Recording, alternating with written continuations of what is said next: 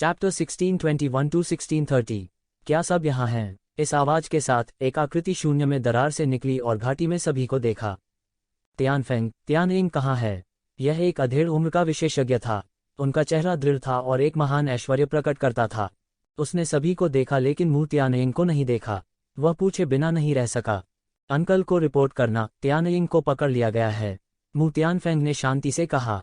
पकड़ा गया? कौन सा राक्षस कबीला? इस समय केवल म्यू तियानयिंग को पकड़ने वाले स्वाभाविक रूप से दानव जाति थे। हालांकि वे इसके लिए तैयार थे, आखिरकार दानव क्षेत्र में कुछ भी हो सकता था। लेकिन जब यह वास्तव में हुआ तब भी वे इसे जाने नहीं दे सके। हालांकि इस बार मुजिया से केवल 2 लोग थे, उनमें से प्रत्येक मुजिया की अद्वितीय प्रतिभा थी। उनमें से एक को भी खोना बहुत बड़ा नुकसान होगा। पिछला सारा प्रशिक्षण नाले में चला जाएगा। यदि वे युद्ध में मारे जाते तो ठीक था, लेकिन अगर उन्हें पकड़ लिया गया और इंपीरियल कोर्ट के कुछ रहस्यों से पूछताछ की गई तो यह एक बड़ा अपराध होगा।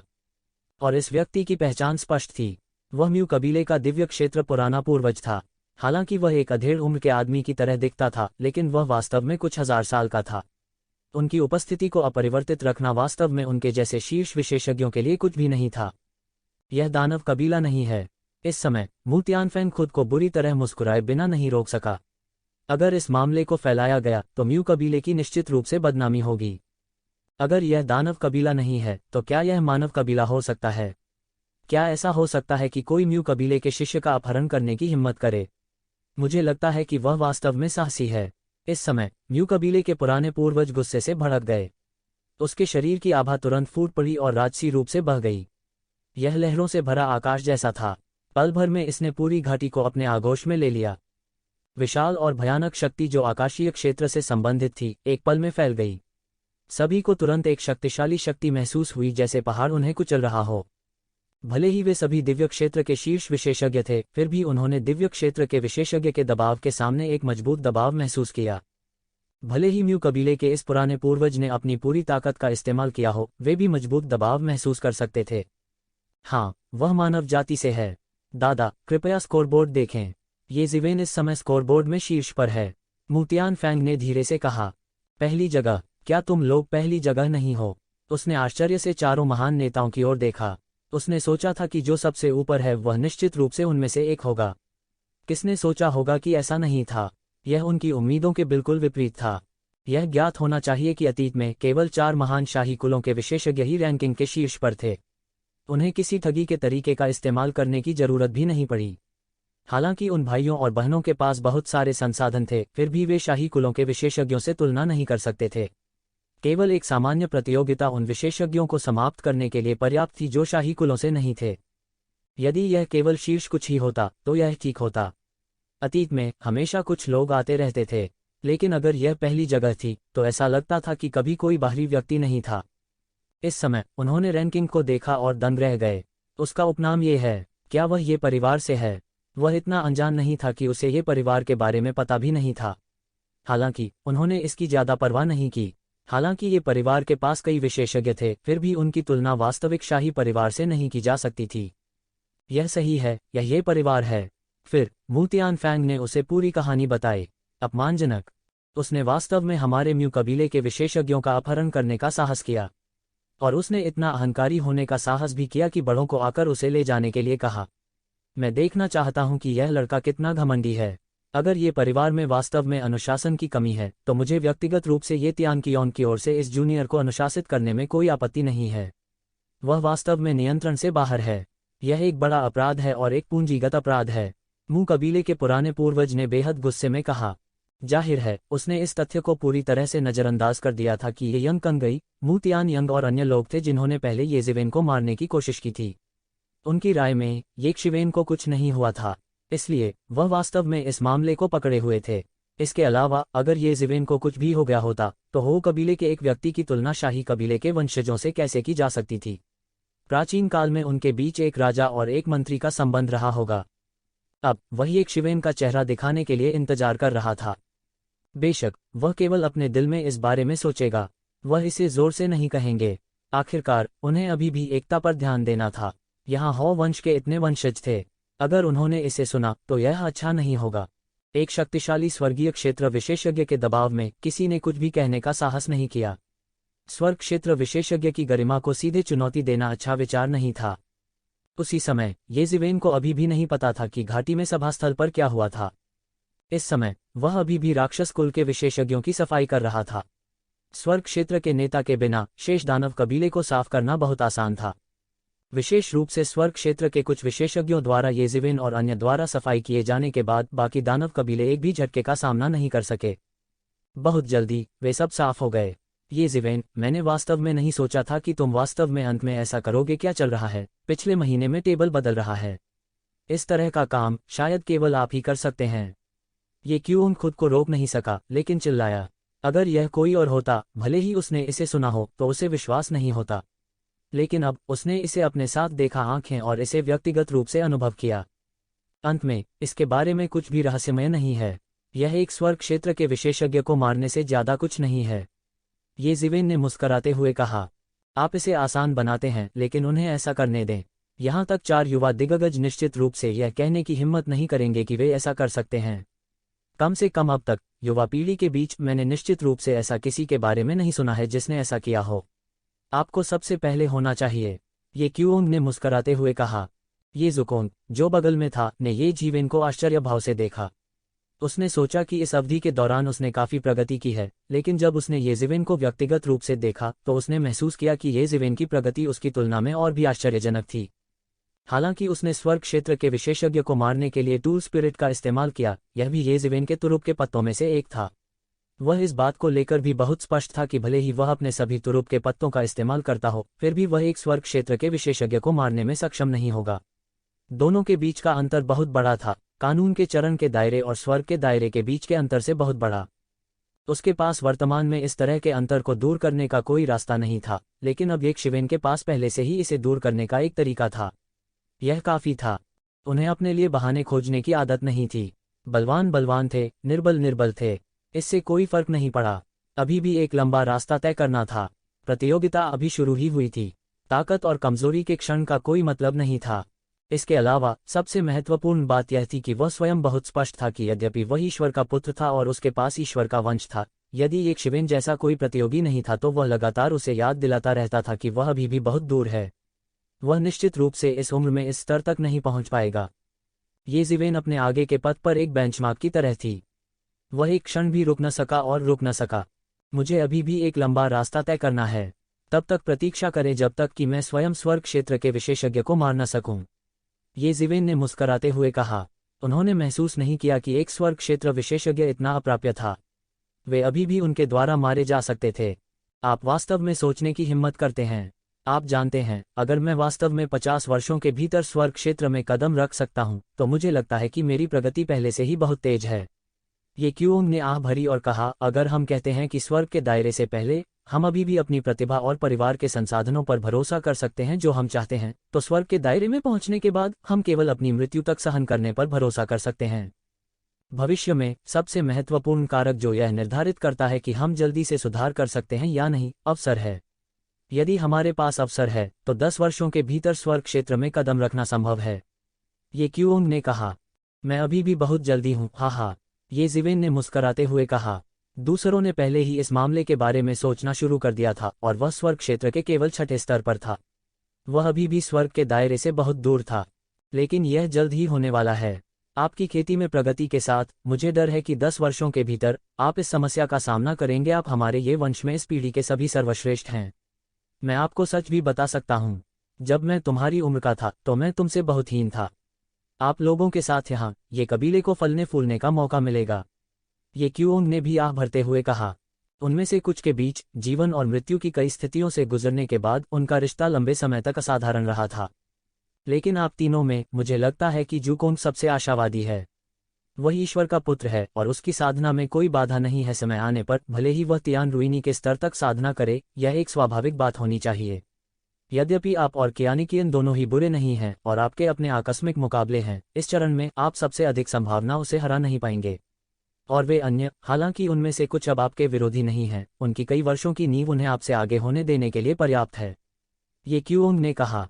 मैं समझता हूँ, लेकिन मैं इतनी आसानी से हार नहीं मानूंगा। ये जिवेन ने मुस्कराते हुए कहा, मुझे अभी भी बहुत महत्वपूर्ण काम करने हैं। मैं निश्चित रूप से इतनी आसानी से स्वर्ग के दायरे से बाहर नहीं रुकूंगा। उनकी अभिव्यक्ति असामान्य रूप से दृढ़ थी। ऐसा लगता है कि केवल ये कियान ही कुछ समझ रही थी। सभी के पैकअप के बाद वे सभा स्थल की ओर दौड़ने लगे। सभा का समय और नजदीक आता जा रहा था। किसी की देर करने की हिम्मत नहीं हुई। एक दिन और एक रात की उड़ान भरने के बाद वे आखिरकार उस घाटी में पहुंचे जहां सभा स्थल स्थित था। ये जिवेन ने अभी घाटी में कदम रखा ही था कि अचानक एक अत्याचारी दबाव ने उसे सीधे घेर लिया। आप ये जिवेन हैं। ये जिवेन ने अभी घाटी में कदम रखा ही था कि उसने अचानक एक अतुलनीय विशाल और भयानक दबाव महसूस किया जो सीधे उस पर टूट पड़ा। यह दबाव सीधे उस पर टूट पड़ा। उसने बिल्कुल भी पीछे हटने की योजना नहीं बनाई और उसे तब तक कुचलना चाहता था जब तक कि वह गिर न जाए।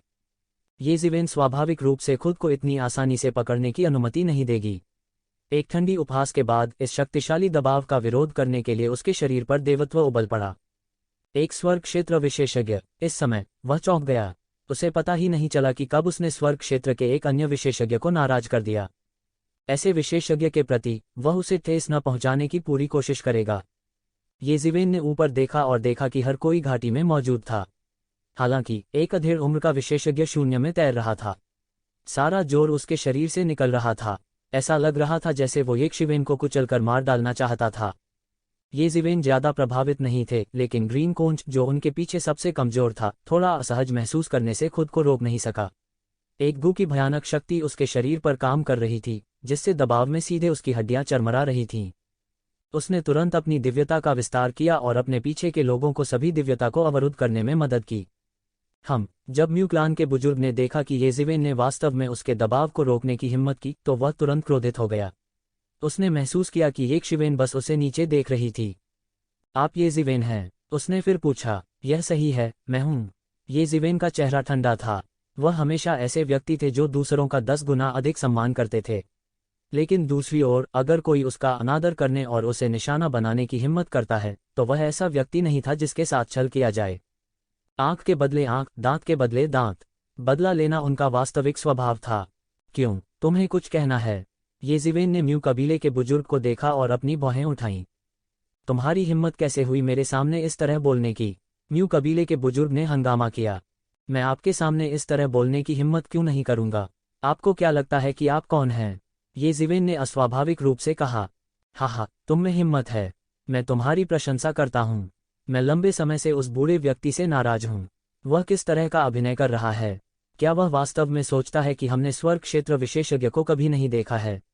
स्वर्ग क्षेत्र विशेषज्ञ इतना अहंकारी है। यह सही है, एक बूढ़ा व्यक्ति जो कुछ हजार वर्षों तक जीवित रहने के बाद स्वर्गलोक में पहुंच गया, उसे अहंकारी होने का क्या अधिकार है? 2 साल में जब तक मैं स्वर्गलोक में नहीं पहुंचता, तब तक प्रतीक्षा करें, मैं उसे पीट कर मार डालूंगा। यह बच्चा समाप्त हो गया है। वह एक स्वर्ग क्षेत्र विशेषज्ञ के सामने अहंकारी होने का साहस करता है। मुझे लगता है कि वह जीने से थक गया है। हो सकता है कि ऐसा न हो। आखिरकार उसने अभी अभी आकाशीय क्षेत्र के एक विशेषज्ञ को मार डाला। कौन जानता है, उसका अपना तरीका हो सकता है। तो उसने कोई चाल चली होगी। इसके बारे में सोचने की कोई जरूरत नहीं है। ऐसा ही होना चाहिए, अन्यथा वह वास्तव में स्वर्ग की अवहेलना करेगा। कई लोगों ने चर्चा करने के लिए अपने विचारों का इस्तेमाल किया और बात करना शुरू कर दिया। तुम्हारी हिम्मत कैसे हुई? यहां तक कि तुम्हारे कुलपति भी हमसे इस तरह बात करने की हिम्मत नहीं करेंगे। क्या तुम सच में सोचते हो कि तुम मेरे समान स्तर के हो सकते हो? क्या तुम जानते हो कि शासक और प्रजा के बीच क्या संबंध है? म्यू कबीले के पूर्वज गुस्से से चिल्लाए। राजा और मंत्री का रिश्ता, बूढ़ा आदमी, आपको क्या लगता है कि हम किस युग में हैं? ये जिवेन ने उपहास किया और कहा, प्राचीन काल में सूर्य राजा ने मानव जाति को संकट से बचाया था, इसलिए वे सूर्य राजा हैं। उसके पास राजा की उपाधि से सम्मानित होने की योग्यता है और वह लोगों के सम्मान के योग्य भी है। मानव जाति के लिए सूर्य राजा के बलिदान के लिए आपको शाही परिवार के रूप में स्थान दिया जा सकता है। लेकिन क्या आपको लगता है कि सूर्य राजा का बलिदान आपको, युवा पीढ़ी को बुराई करने और दूसरों को धमकाने देने के लिए था? उद्धरण चिन्ह। अच्छा कहा। यह अज्ञात था कि मार्क्विस कुलों के कितने वंशज और कुछ ढीले कृषक जयकार कर रहे थे। मार्क्विस कुलों और ढीले कृषकों के लिए 4 महान शाही कुलों के प्रधानमंत्री बहुत अधिक अहंकारी थे। उन्हें हर जगह विशेषाधिकार प्राप्त थे। पहले से ही ऐसे लोग थे जो बेहद असंतुष्ट थे। यह ठीक उसी तरह था जैसे 10 परीक्षण संसारों में से वांडरिंग कल्टीवेटर्स ने केवल एक पर कब्जा किया। हालांकि कई महान कुल थे, 28 महान कुलों में से केवल 4 थे। इसके विपरीत केवल एक शाही वंश था। उनके विशेषाधिकार स्पष्ट रूप से सभी से ऊपर थे। वे कैसे असंतुष्ट महसूस नहीं कर सकते थे। रॉयल कबीले के बारे में इतना बढ़िया क्या था? कितनी तीखी जुबान है। मैं तुम्हारे साथ अपनी सांस बर्बाद नहीं करना चाहता। मैंने सुना है कि तुम बहुत घमंडी हो। आपने वास्तव में कुछ युवा प्रतिभाओं का अपहरण कर लिया और यहाँ तक कि आप उनके परिवारों के बुजुर्गों को आने देंगे और उन्हें लेने देंगे, है ना? मुक्लान के पूर्वज ने अपने गुस्से वाले दिल को शांत किया और बोलने से खुद को रोक नहीं पाए। हाँ, ऐसी बात है, लेकिन मैंने अपहरण नहीं किया। ये ज़िवेन ने अपने शब्दों को समाप्त नहीं किया था जब म्यू कबीले के पूर्वज ने तुरंत उसे बाधित किया और चिल्लाया, मैं आपसे पूछ रहा हूं कि क्या ऐसी कोई चीज़ है? क्या वह व्यक्ति आपके हाथ में है? ये ज़िवेन ने भौहें चढ़ाईं और कहा, हाँ, वह व्यक्ति मेरे हाथ में है। तो क्या? बहुत अच्छा, यह अच्छा है कि आप इसे स्वीकार करते हैं। अब जल्दी करो और उस व्यक्ति को सौंप दो और मैं आगे जांच नहीं करूंगा। चूंकि आपने लंबे समय तक खेती की है, मैं केवल शाही कबीले से आपको 1000 साल तक दबाने के लिए कहता हूं। म्यू कबीले के पूर्वज ने तुरंत कहा। ये ज़िवेन ने म्यू कबीले के पूर्वज को एक गूंगी अभिव्यक्ति के साथ देखा और मदद नहीं कर सका, लेकिन कहा, क्या मैंने आपको स्पष्ट रूप से नहीं सुना? क्या मैंने गलत सुना? आपका क्या मतलब है? आप चाहते हैं कि मैं उस व्यक्ति को सौंप दूं और तुम मुझे 1000 साल तक दबाना चाहते हो? अपनी बहन को चोदो। 1000 साल से दबा हुआ होना वास्तव में म्यू कबीले के पूर्वज के लिए अनंतकाल नहीं था, जिसकी उम्र हजारों साल थी। लेकिन उसके जैसे किसी व्यक्ति के लिए जिसने कुल 200 वर्षों तक खेती की थी, निस्संदेह यह मौत की सजा थी। यह उसके होश में आने के बाद से अनुभव किए गए समय से 5 गुना अधिक था। उनके लिए यह लगभग अनिश्चित समय था। इसके अलावा वह अब अपनी प्रगति के सबसे महत्वपूर्ण दौर में था। 1000 साल के लिए सब कुछ मुहरबंद कर दिया गया था और उसकी सारी आत्मा साफ कर दी गई थी। उस समय उसके पास कोई आत्मा नहीं बची होगी और उसके पूरे शरीर पर तब तक मुहर लगा दी जाएगी जब तक कि वह मूर्ख न बन जाए। और सबसे महत्वपूर्ण बात यह थी कि उन्होंने मूल रूप से सोचा था कि चूंकि वह म्यू कबीले की ओर से यहाँ आए थे, तो वे मुआवजे के मामले में बात कर सकते थे। अगर उसने मुक्लान को खून की उल्टी नहीं कराई, तो वह आसानी से उस व्यक्ति को कैसे सौंप सकता था? अंत में उसे अपना मुंह खोलने का मौका भी नहीं मिला और विरोधी पक्ष ने वास्तव में अपना मुंह खोला और उसे 1000 साल तक दबाना चाहता था। यह किस तरह की बकवास वजह थी? यह बस एक कल्पना थी। क्या तुम ऐसे दिखते हो? क्या तुम उस व्यक्ति को सौंपने नहीं जा रहे हो? म्यू कबीले के पूर्वज ने अचानक गंभीर चेहरे के साथ कहा, मुझे लगता है कि आपने लंबे समय से अपने दिमाग का इस्तेमाल नहीं किया है और आपका आईक्यू खराब हो गया है। ये ज़िवेन गुस्से से हंसे बिना नहीं रह सकी। आपको यह समझना होगा कि वे ही थे जिन्होंने मुझ पर पहले हमला किया था। नियमों के अनुसार अगर मैं उन्हें मार भी दूं तो कोई कुछ नहीं कह सकता। क्या कहा आपने? म्यू कबीले के पूर्वज क्रोधित हुए बिना नहीं रह सके। इस आदमी के शब्द खंजर से भरे हुए थे और वह बिना किसी गंदे शब्द का प्रयोग किए लोगों को कोस रहा था। वह इतना उदास था कि वह खून की उल्टी करना चाहता था। कौन उसे ऐसे शब्द कहने की हिम्मत करेगा? इतने सालों के बाद ये ज़िवेन निश्चित रूप से पहली थी। मुझे लगता है कि आप वास्तव में मानव भाषा नहीं समझते हैं। ये ज़िवेन ने उपहास किया और कहा, आप चाहते हैं कि मैं उस व्यक्ति को सौंप दूं? जरूर, लेकिन आपको एक संतोषजनक कीमत के साथ आना होगा, अन्यथा इसके बारे में सोचे भी नहीं। उसके बगल में हर कोई ये ज़िवेन को देखकर थोड़ा दंग रह गया, जो म्यू कबीले के पूर्वज के साथ बहस कर रहा था। क्या हो रहा था? क्या वह म्यू कबीले को ब्लैकमेल कर रहा था? कितना दुस्साहसी! वास्तव में शाही परिवार को ब्लैकमेल करने का साहस! बहुत से लोग केवल नाम सुनकर ही म्यू कबीले के खौफ में आ गए थे। म्यू कबीले के लोगों से बात करने से वे पहले से ही डर से कांपने लगे। यह उल्लेख नहीं कि उसने म्यू कबीले को ब्लैकमेल करने का साहस किया। इस समय अंत में हर कोई समझ गया कि ये ज़िवेन का क्या मतलब था जब उसने कहा कि वह बड़ों को आने देगा। तो उसका मतलब यही था, वह उन्हें आसानी से जाने नहीं देना चाहता था। इस बार वह सही था, इसलिए अगर वह उन्हें ब्लैकमेल नहीं करता तो वह उन्हें जाने कैसे देता? लेकिन उनके सामने जो व्यक्ति था वह कोई सामान्य व्यक्ति नहीं था, बल्कि स्वर्ग क्षेत्र का विशेषज्ञ था। वह कोई पत्तागोभी नहीं था जिससे आसानी से निपटा जा सके। स्वाभाविक रूप से खतरे का उल्लेख करने की आवश्यकता नहीं थी। अपनी पहचान के कारण वे पहले स्वर्ग क्षेत्र विशेषज्ञ को देख सकते थे। यही कारण था कि वे समझ गए थे कि स्वर्ग क्षेत्र विशेषज्ञ कितना खतरनाक था। हालांकि ये ज़िवेन ने पहले स्वर्ग क्षेत्र के एक विशेषज्ञ को मार डाला था, लेकिन वे किस तरह के लोग थे? हालांकि उन्होंने इसे व्यक्तिगत रूप से नहीं देखा था, वे कमोबेश यह निष्कर्ष निकाल सकते थे कि एक ज़िवेन ने बहुत सारी तैयारी की होगी। यह शायद ऐसा कुछ नहीं था जिसे सामान्य परिस्थितियों में दोहराया जा सके। अगर ऐसा नहीं होता तो एक ज़िवेन ने कार्रवाई करने के लिए आखिरी कुछ दिनों तक इंतजार नहीं किया होता। अपने तेज और निर्णायक व्यक्तित्व के साथ उन्होंने बहुत पहले ही अभिनय कर लिया होता। इस समय एक दिव्य क्षेत्र विशेषज्ञ के खिलाफ जाना एक चतुर विचार नहीं था। इस समय ये परिवार और ग्रीन लुओ के कुछ ही लोग बिल्कुल चिंतित नहीं थे। ऐसा इसलिए था क्योंकि वे जानते थे कि कैसे येज़िवेन ने उस स्वर्ग क्षेत्र के विशेषज्ञ को मार डाला था। दूसरे लोग नहीं जानते थे, लेकिन वे कैसे जान सकते थे? ऐसा इसलिए था क्योंकि वे जानते थे कि उन्हें चिंता करने की जरूरत नहीं है। ठीक है, मुझे लगता है कि तुम वास्तव में ऐसा काम करने के लिए शैतान के पास गिर गए हो। फिर मुझे तुम्हें पकड़ने दो, समय आने पर मैं तुम्हारे परिवार के मुखिया को तुम्हें लेने के लिए व्यक्तिगत रूप से आने दूंगा। एक कनिष्ठ वास्तव में इतना घमंडी होने की हिम्मत करता है सिर्फ इसलिए कि मैंने आपको कुछ चेहरा दिया है, एक डाई की दुकान खोलने की हिम्मत कर रहा है। म्यू क्लान के पुराने पूर्वज ठिठुरकर हंसे। जैसा कि उन्होंने कहा, उनके शरीर से एक विशाल आभा उठी। भयानक आभा जो स्वर्ग के दायरे से संबंधित थी, बह गई। कोई नकली बिल्कुल नहीं था, यह सच्ची भयानक शक्ति थी जो स्वर्ग के दायरे से संबंधित थी। उसने अपना हाथ खोला और एक विशाल हाथ हवा में दिखाई दिया जो एक शिवेन की ओर सरकने वाला था। उसके चेहरे पर थप्पड़ मारो, उसे जगाओ। तू जिवेन ने अचानक तुकबंदी या कारण के बिना कहा। इससे वे लोग थोड़े भ्रमित हो गए जो एक शिवेन की स्थिति पर ध्यान दे रहे थे।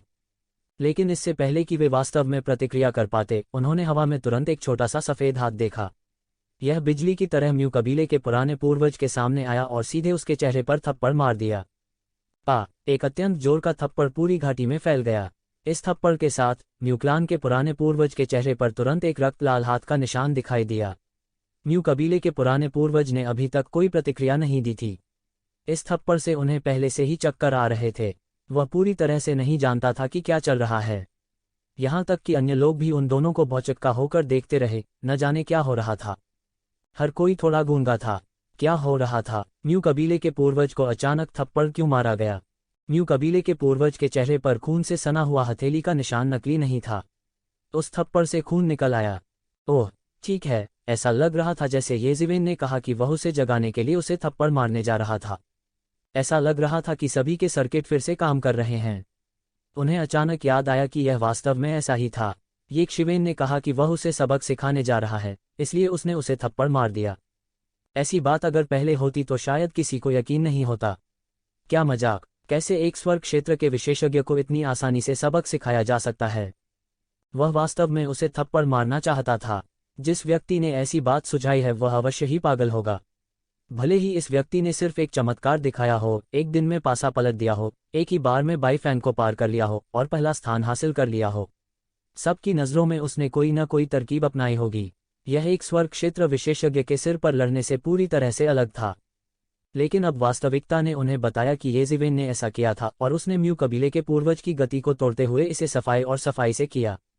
म्यू कबीले का पूर्वज अभी भी ऐसा लग रहा था जैसे उसे खटखटाया गया हो और वह कुछ देर के लिए प्रतिक्रिया नहीं दे सका। इतने लंबे समय तक उसके जैसे स्वर्ग क्षेत्र के विशेषज्ञ को बेहोश करने में सक्षम होना, यह देखा जा सकता था कि यह मामला उसके लिए कितना चौंकाने वाला था। उसने ये शिवेन को अविश्वास से देखा। उस पुरुष ने यह कैसे किया? यहाँ तक कि उसने इसे स्पष्ट रूप से नहीं देखा। लेकिन इसके बाद जो हुआ वह एक भयानक रोष था। वह स्वर्ग क्षेत्र का विशेषज्ञ था, फिर भी उसे सबके सामने थप्पड़ मारा गया। यह बहुत बड़ा अपमान था। कैसे हो, अभी जाग रहे हो? येक शिवेन ने मंद स्वर में पूछा। तुम्हारी हिम्मत कैसे हुई? तुमने मुझ पर हमला करने की हिम्मत कैसे की? ऐसा लगता है कि म्यू कबीले के पूर्वज गुस्से से पागल हो गए थे। मुझे लगता है कि आप वही हैं जो भ्रमित हैं। आपको क्या लगता है कि आप कौन हैं? येज़िवेन ने उसकी ओर रूखी नज़र से देखा और कहा, तुमने बिना पूछे ही मुझ पर हमला कर दिया। मैं देखना चाहती हूं कि तुम अपने आप को कैसे समझाते हो। क्या आपको लगता है कि हॉ कबीले में कोई नहीं है? क्या आपको लगता है कि हम आपके द्वारा धमकाया जा सकता है? उद्धरण चिन्ह। बाईफैंग ने येज़िवेन की वाकपटु उपस्थिति को देखा और फी की मुस्कान के अलावा अपने आप को रोक नहीं सकी। यह आदमी बड़ा दिलचस्प था। उसने म्यू कबीले के पूर्वजों को केवल कुछ शब्दों के साथ एक मृत अंत में मजबूर कर दिया था और खुद को हॉ कबीले के प्रवक्ता की स्थिति में रखा था। ढीले कृषकों के विशाल बहुमत की दृष्टि में मार्किस कबीला पहले से ही एक उच्च और शक्तिशाली विशेषाधिकार प्राप्त वर्ग था। हालांकि वास्तव में वे अभी भी रॉयल कबीले से तुलना नहीं कर सकते थे। उनके बीच अब भी काफी फासला था। उनके बीच कई संघर्ष भी हुए, खासकर विभिन्न शिविरों के बीच। हालांकि वह यह भी समझ गया था कि एक शिवन के इतने आत्मविश्वासी होने का कारण उसकी तीखी जुबान नहीं थी, बल्कि उसकी अत्याचारी ताकत थी। यदि उसके पास अत्याचारी ताकत नहीं होती तो वह पहले ही म्यू कबीले के पूर्वज द्वारा कब्जा कर लिया होता। म्यू कबीले के पूर्वज उसे सीधे मारने की हिम्मत नहीं कर सकते थे, लेकिन फिर भी वह उसे अपंग बना सकता था। फिर अगर ये कबीला उसे लेने आया तो ये कबीला वास्तव में अपनी प्रतिष्ठा खो देगा। क्या तेज जीभ है! म्यू कबीले के पूर्वज तुरंत क्रोधित हो गए। उसके शरीर पर लगा जैन युआन एक शक्तिशाली समुद्र की लहर की तरह बह गया। कहा जाए तो पहले उन्हें ज्यादा परवाह नहीं थी, तो अभी तो वह पहले से ही पूरी तरह अलर्ट पर थे। एक व्यक्ति जो लापरवाही से उसे थप्पड़ मार सकता था, भले ही वह गंभीर हो या नहीं, एक विरोधी सावधानी के योग्य था। इस बार वह वास्तव में गुस्से में था। पतली हवा से एक बड़ा हाथ प्रकट हुआ। यह पहले की तुलना में बहुत तेज था और सीधे उसे पकड़ने के लिए येशिवेन की ओर दौड़ा। आप अभी भी आश्वस्त नहीं हैं? चलो फिर से लड़ते हैं, येशिवेन ने तुकबंदी या तर्क के बिना कहा। लगभग उसी समय एक सफेद हथेली पतली हवा से प्रकट हुई और सीधे म्यू कबीले के पूर्वज की ओर गिरी। मुझे तुम्हारा इंतजार था, म्यू कबीले के पूर्वज ने उपहास किया और कहा, तुम मुझ पर चुपके से हमला करने की हिम्मत करते हो। कोई फर्क नहीं पड़ता कि तुम कौन हो, मैं तुम्हें आसानी से नहीं छोड़ूंगा। यह पता चला कि म्यू कबीले के पूर्वज का येशिवेन पर किया गया हमला झूठा था। उसका असली इरादा येशिवेन के पीछे के व्यक्ति को बेनकाब करना था। हालांकि वह बहुत हैरान भी था, ऐसा अत्याचारी स्वामी ऐसे लड़के के सामने क्यों झुकेगा? यदि यह वह होता तो उसके लिए सेलेस्टियल बीइंग क्षेत्र के एक योद्धा के अधीन होना असंभव होता। यहाँ तक अगर विपरीत पक्ष म्यू तियानफेंग की तरह था, भविष्य की असीम संभावनाओं वाला एक युवा मास्टर, तब भी उसके लिए पूरे दिल से उसके सामने समर्पण करना असंभव होगा। और इस समय म्यू कबीले के पूर्वज का दूसरा हाथ, जो येशिवेन की पीठ के पीछे छिपा हुआ था, सीधे चला गया। एक लंबी तलवार ने आकाश को भर देने वाली तेज रोशनी को काट डाला। प्रचंड ज्वाला आकाश में उठी और ऐसा लगा जैसे वह दुनिया की हर चीज को जलाकर राख कर देना चाहती है। एक अतुलनीय भयानक शक्ति के साथ लंबी तलवार सीधे उस सफेद हथेली की ओर कट गई। शुआ, म्यू कबीले के पूर्वज की तलवार की रोशनी तेज और निर्मम थी। यह उस सफेद हथेली पर लगभग तुरंत ही कट गया। उसके चेहरे पर कुछ दुष्ट मुस्कुराहट दिखाई दे रही थी। ऐसा लगता था जैसे सामने वाले का हाथ कट जाने पर वह उसकी दयनीय स्थिति देख सकता था। मेरे चेहरे पर मारने की हिम्मत, मैं तुम्हें अपने जीवन के साथ भुगतान करूंगा। हालांकि उसने जो उम्मीद नहीं की थी वह यह थी कि उसकी तलवार की रोशनी सीधे आकाश से कटने के बाद वह सीधे इस सफेद हथेली से होकर गुजरेगी। ऐसा लग रहा था जैसे यह कोई भ्रम हो। यह नकली था। यह इस बड़े हाथ के लिए कोई मौलिक खतरा पैदा नहीं कर सका। अच्छा नहीं है, म्यू कबीले के पूर्वज ने तुरंत प्रतिक्रिया दी। वह एक युद्धप्रिय व्यक्ति था। उन्होंने लगभग तुरंत कारण का अनुमान लगाया। यह नकली नहीं था, न ही यह एक भ्रम था। बस इतना था कि उसकी गति बहुत तेज थी। निश्चित रूप से उसने अभी इसका पता लगाया था जब शून्य में वह सफेद हथेली मौके पर गायब हो गई थी, और जब वह फिर से प्रकट हुआ तो वह उसके सामने प्रकट हो चुका था।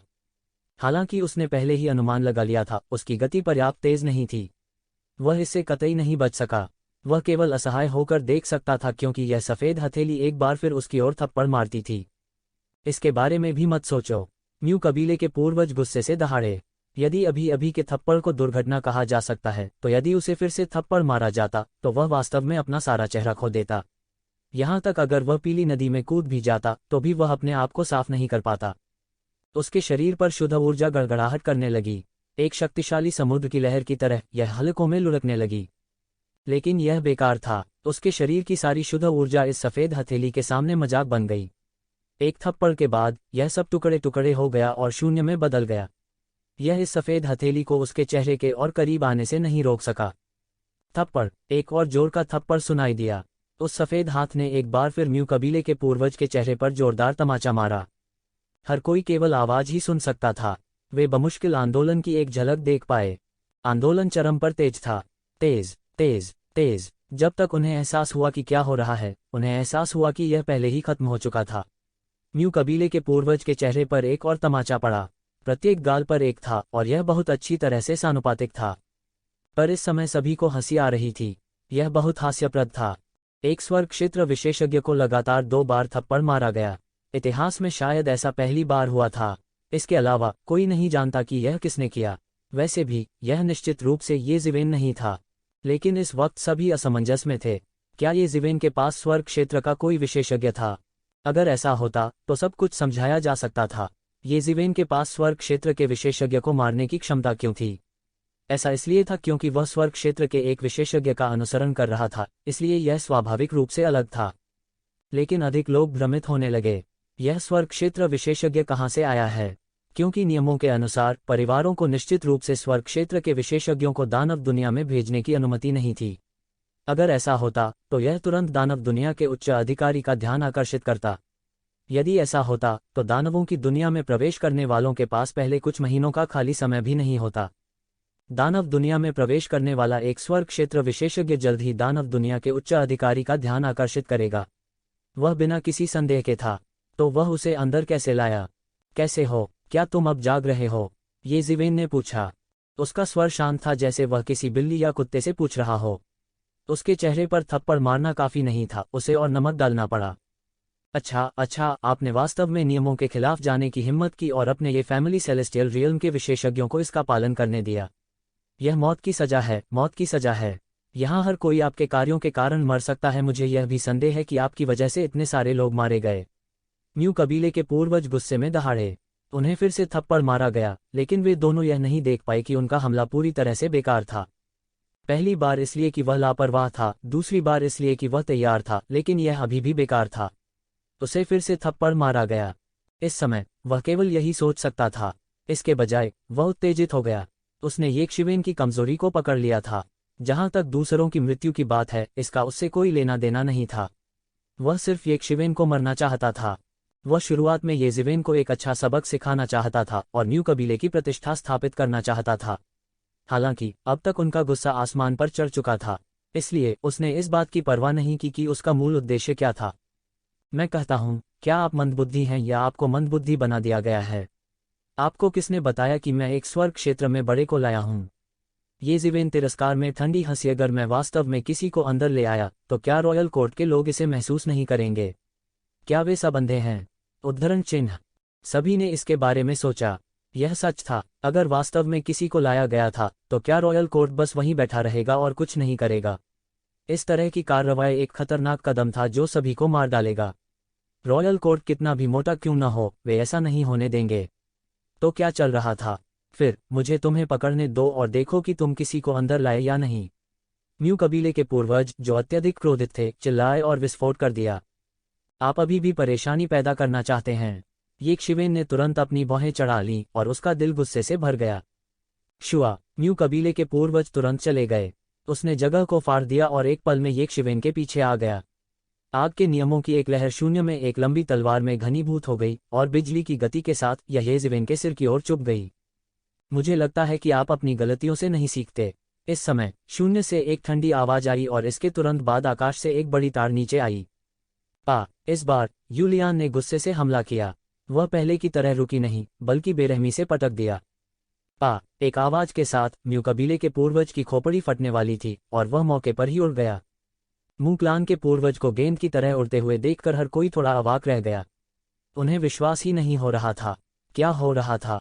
आकाशीय क्षेत्र का विशेषज्ञ इतना कमजोर कैसे हो सकता है? सभी ने तुरंत प्रतिक्रिया दी। एक दिव्य क्षेत्र विशेषज्ञ निश्चित रूप से इतना कमजोर नहीं हो सकता। तब केवल एक ही परिणाम था, और वह यह था कि जिस व्यक्ति ने हमला किया वह म्यू कबीले के पूर्वज से कहीं अधिक मजबूत था। यही कारण है कि वह अपना चेहरा दिखाए बिना मूक्लान के पूर्वज को इतनी बुरी तरह से पीटने में सक्षम था। यदि आप अभी भी नहीं जागे हैं, तो मैं आपको और भी जगा सकता हूं।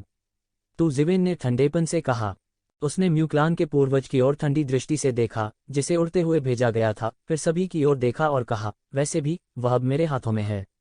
यदि हर कोई उसे वापस लेना चाहता है, तो अपने बड़ों को आने दो और उसे वापस ले जाओ। बोलने के बाद येज़िवेन ने म्यू कबीले के पूर्वजों की परवाह नहीं की, जो अभी भी थप्पड़ से चक्कर खा रहे थे, और सीधे उस दरार में कदम रखा जो प्राचीन अंतरिक्ष तक जाती थी। उसकी आकृति धीरे धीरे गायब हो गई और ये कबीले, किंग लुओ और यहाँ तक लुवान के लोग भी जल्दी से उसके पीछे हो लिए। बाकी सभी लोग एक दूसरे को अविश्वास में देखते थे। उन्हें विश्वास ही नहीं हो रहा था कि स्थिति ऐसी हो गई है। म्यू कबीले के पूर्वज आक्रामक रूप से येज़िवेन के साथ परेशानी का सामना करने के लिए आए, लेकिन अंत में उन्हें येज़िवेन द्वारा पीटा गया। यह उनकी उम्मीदों के बिल्कुल विपरीत था। नतीजा उनकी अपेक्षा से बिल्कुल अलग था। येज़िवेन ने खुद एक कदम भी नहीं उठाया था, लेकिन म्यू कबीले के पूर्वजों को बेरहमी से साफ करने के लिए उन्होंने रहस्यमय आदमी पर भरोसा किया था, खासकर मू तियानफेंग। उसका चेहरा राख हो गया था। म्यू कबीले के मुखिया को इतनी बुरी तरह से पीटा गया था। यह कहा जा सकता है कि म्यू कबीले की प्रतिष्ठा को बहुत बड़ा आघात लगा था। फिर भी वह केवल देख सकता था। वहां कोई अन्य रास्ता नहीं था। येज़िवेन अकेले भयानक रूप से मजबूत थी। वह अपने शरीर में छिपी आभा को महसूस कर सकता था। वह वास्तव में येज़िवेन से नहीं, बल्कि दिव्य क्षेत्र के रहस्यमय विशेषज्ञ से डरता था, जो एक मरे हुए कुत्ते की तरह अपने पुराने पूर्वज को मार सकता था। यही उसके डर का मूल कारण था, लेकिन इस समय वह कुछ नहीं कर सका। सौभाग्य से येज़िवेन ने उस पर हमला नहीं किया। इस समय वह समझ गया था कि ये शिवेन पहले कैसा महसूस करती थी। एक स्वर्गीय क्षेत्र का विशेषज्ञ अचानक उस पर हमला कर सकता है और उसे धमका सकता है, वह कितना भयानक था। पहली बार उन्हें लगा कि उनकी जान को खतरा है। इस बार रॉयल कोर्ट स्ट्रगल आखिरकार सबकी नज़रों के सामने आ गया था। हालांकि परिणाम सभी की उम्मीदों से बाहर था। विभिन्न परिवारों के सैकड़ों संभ्रांत लोगों में से केवल 40 या इतने ही लोग बच पाए। उनमें से आधे से ज़्यादा को गंवाना इस नुकसान को छोटा नहीं कहा जा सकता था। हालांकि ऐसा नहीं था कि उन्हें इस घटना से कुछ हासिल नहीं हुआ। विभिन्न परिवारों की प्रतिभाओं की खेती में भारी वृद्धि हुई थी। हालांकि अभी भी उनकी तुलना टॉप सीनियर्स से नहीं की जा सकती थी, लेकिन कहा जा सकता था कि वे अब पूरी तरह से मैच्योर हो चुके थे। अब उनका वर्णन करने के लिए युवा पीढ़ी शब्द का उपयोग करना उचित नहीं था। इससे भी ज़्यादा चौंकाने वाली बात यह थी कि युवा पीढ़ी में कुछ ही लोग ऐसे थे जो तेजी से ऊपर उठे। फावुशुंग के बारे में बात करने की कोई ज़रूरत नहीं थी। उनकी प्रसिद्धि का एक लंबा इतिहास रहा है और उन्होंने लंबे समय से युवा पीढ़ी के शीर्ष विशेषज्ञों को चुनौती दी है। वह धीरे धीरे बड़ा हो गया था और सभी ने बहुत पहले ही तैयारी कर ली थी। हालांकि ये जिवेन, ये कियान और ये ज़ुकोंग पूरी तरह से अप्रत्याशित थे। विशेष रूप से ये जिवेन, वह एक झटके में पासा पलटने में कामयाब रहे और एक ही झटके में सफलतापूर्वक पहला स्थान हासिल कर लिया। अचानक उसने सभी उत्कृष्ट नायकों को कुचल दिया और दुनिया को चौंकाते हुए चैंपियनशिप जीत ली। और सबसे महत्वपूर्ण बात यह थी कि वह पूरे रास्ते नेतृत्व में नहीं थे। अगर वह हर तरह से नेतृत्व में होता तो इससे कोई फर्क नहीं पड़ता। हालांकि ये जिवेन ने आखिरी समय में पासा पलट दिया था। इसने उनकी जीत को और भी शानदार बना दिया। यह पहली बार था जब शीर्ष 100 के लिए लड़ाई इस तरह से की गई थी, इसलिए संदर्भ के रूप में उपयोग करने वाला कोई नहीं था। लेकिन कोई बात नहीं, उसने अंतिम क्षण में स्वर्ग क्षेत्र के एक विशेषज्ञ को मार डाला और चैंपियन बन गया। यह एक बहुत बड़ी किंवदंती बन जाएगी। हर कोई इस बात पर जोश से चर्चा कर रहा था।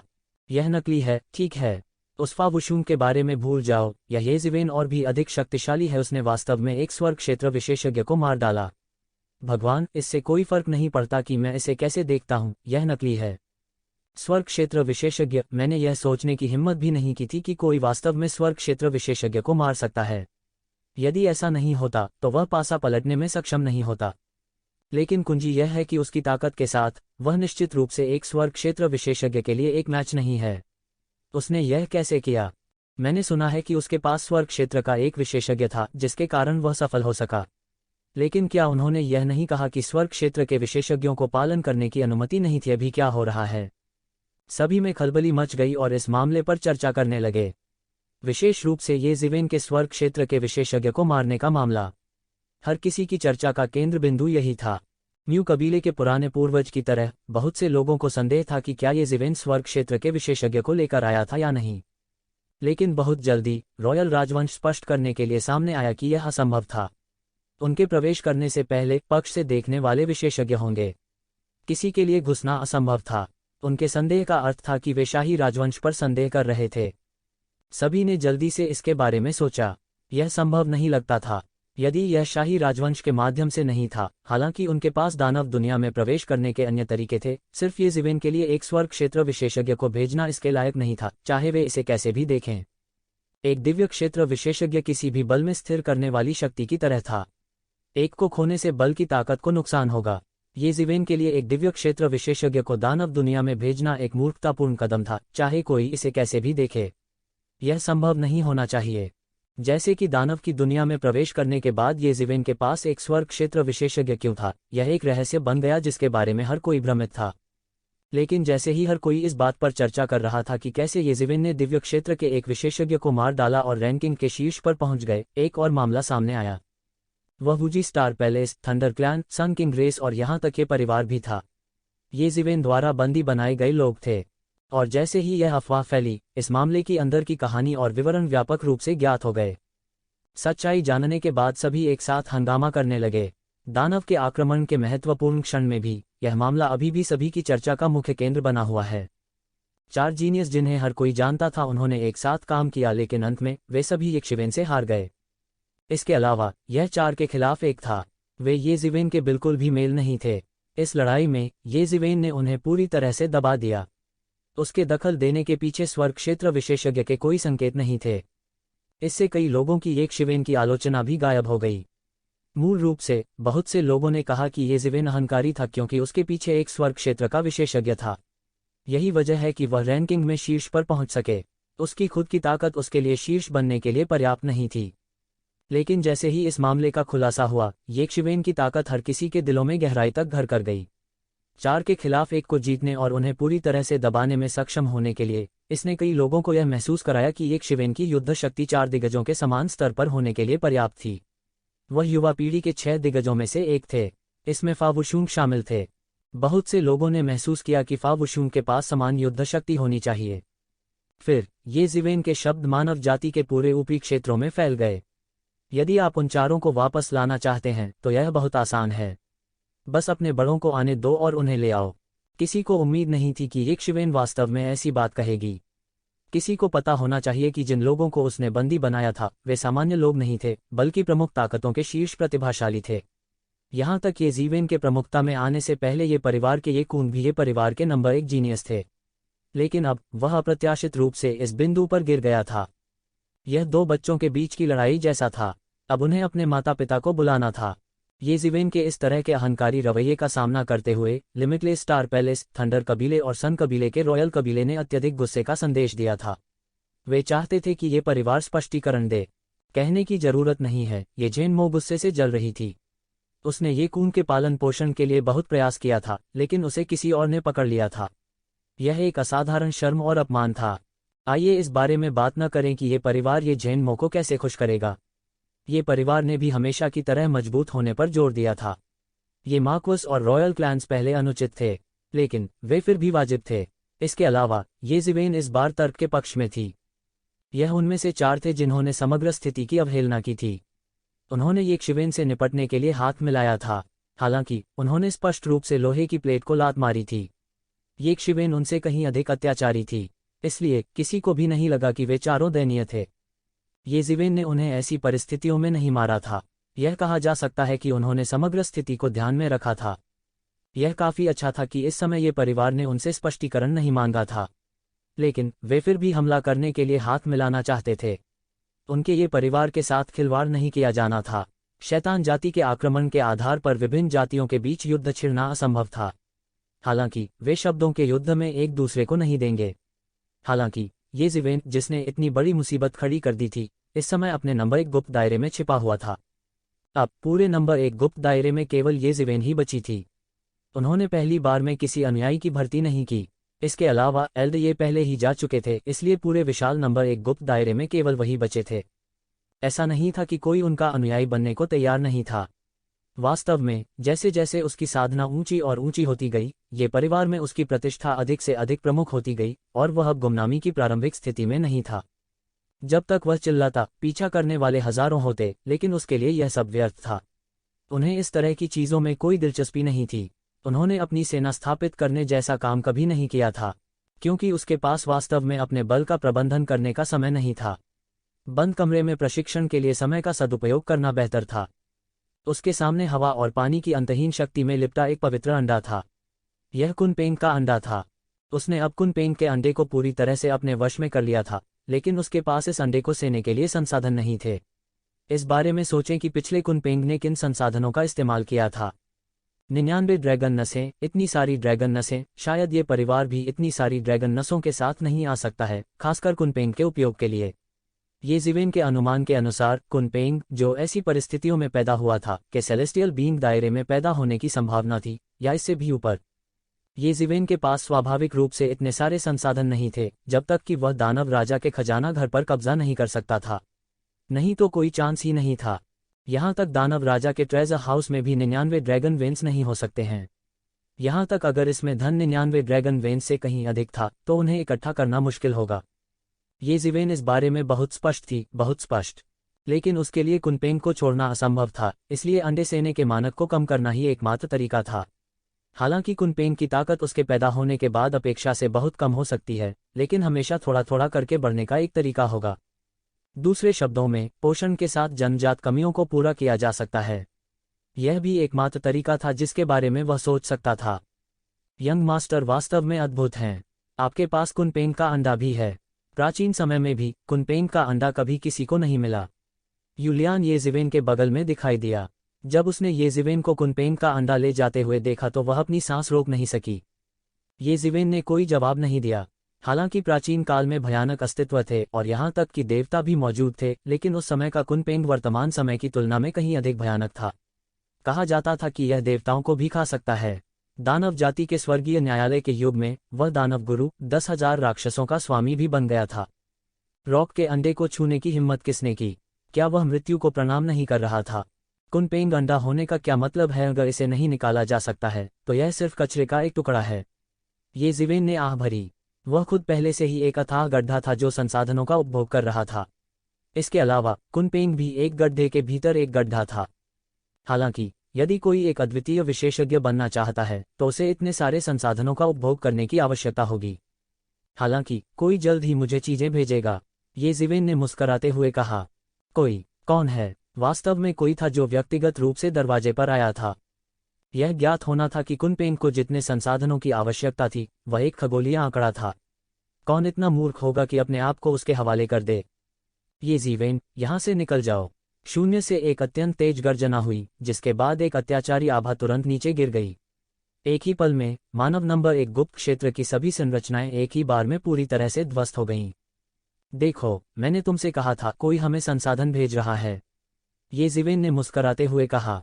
जैसे ही यह आभा उस पर टूट पड़ी, यूलियान ने ये जिवेन की रक्षा की।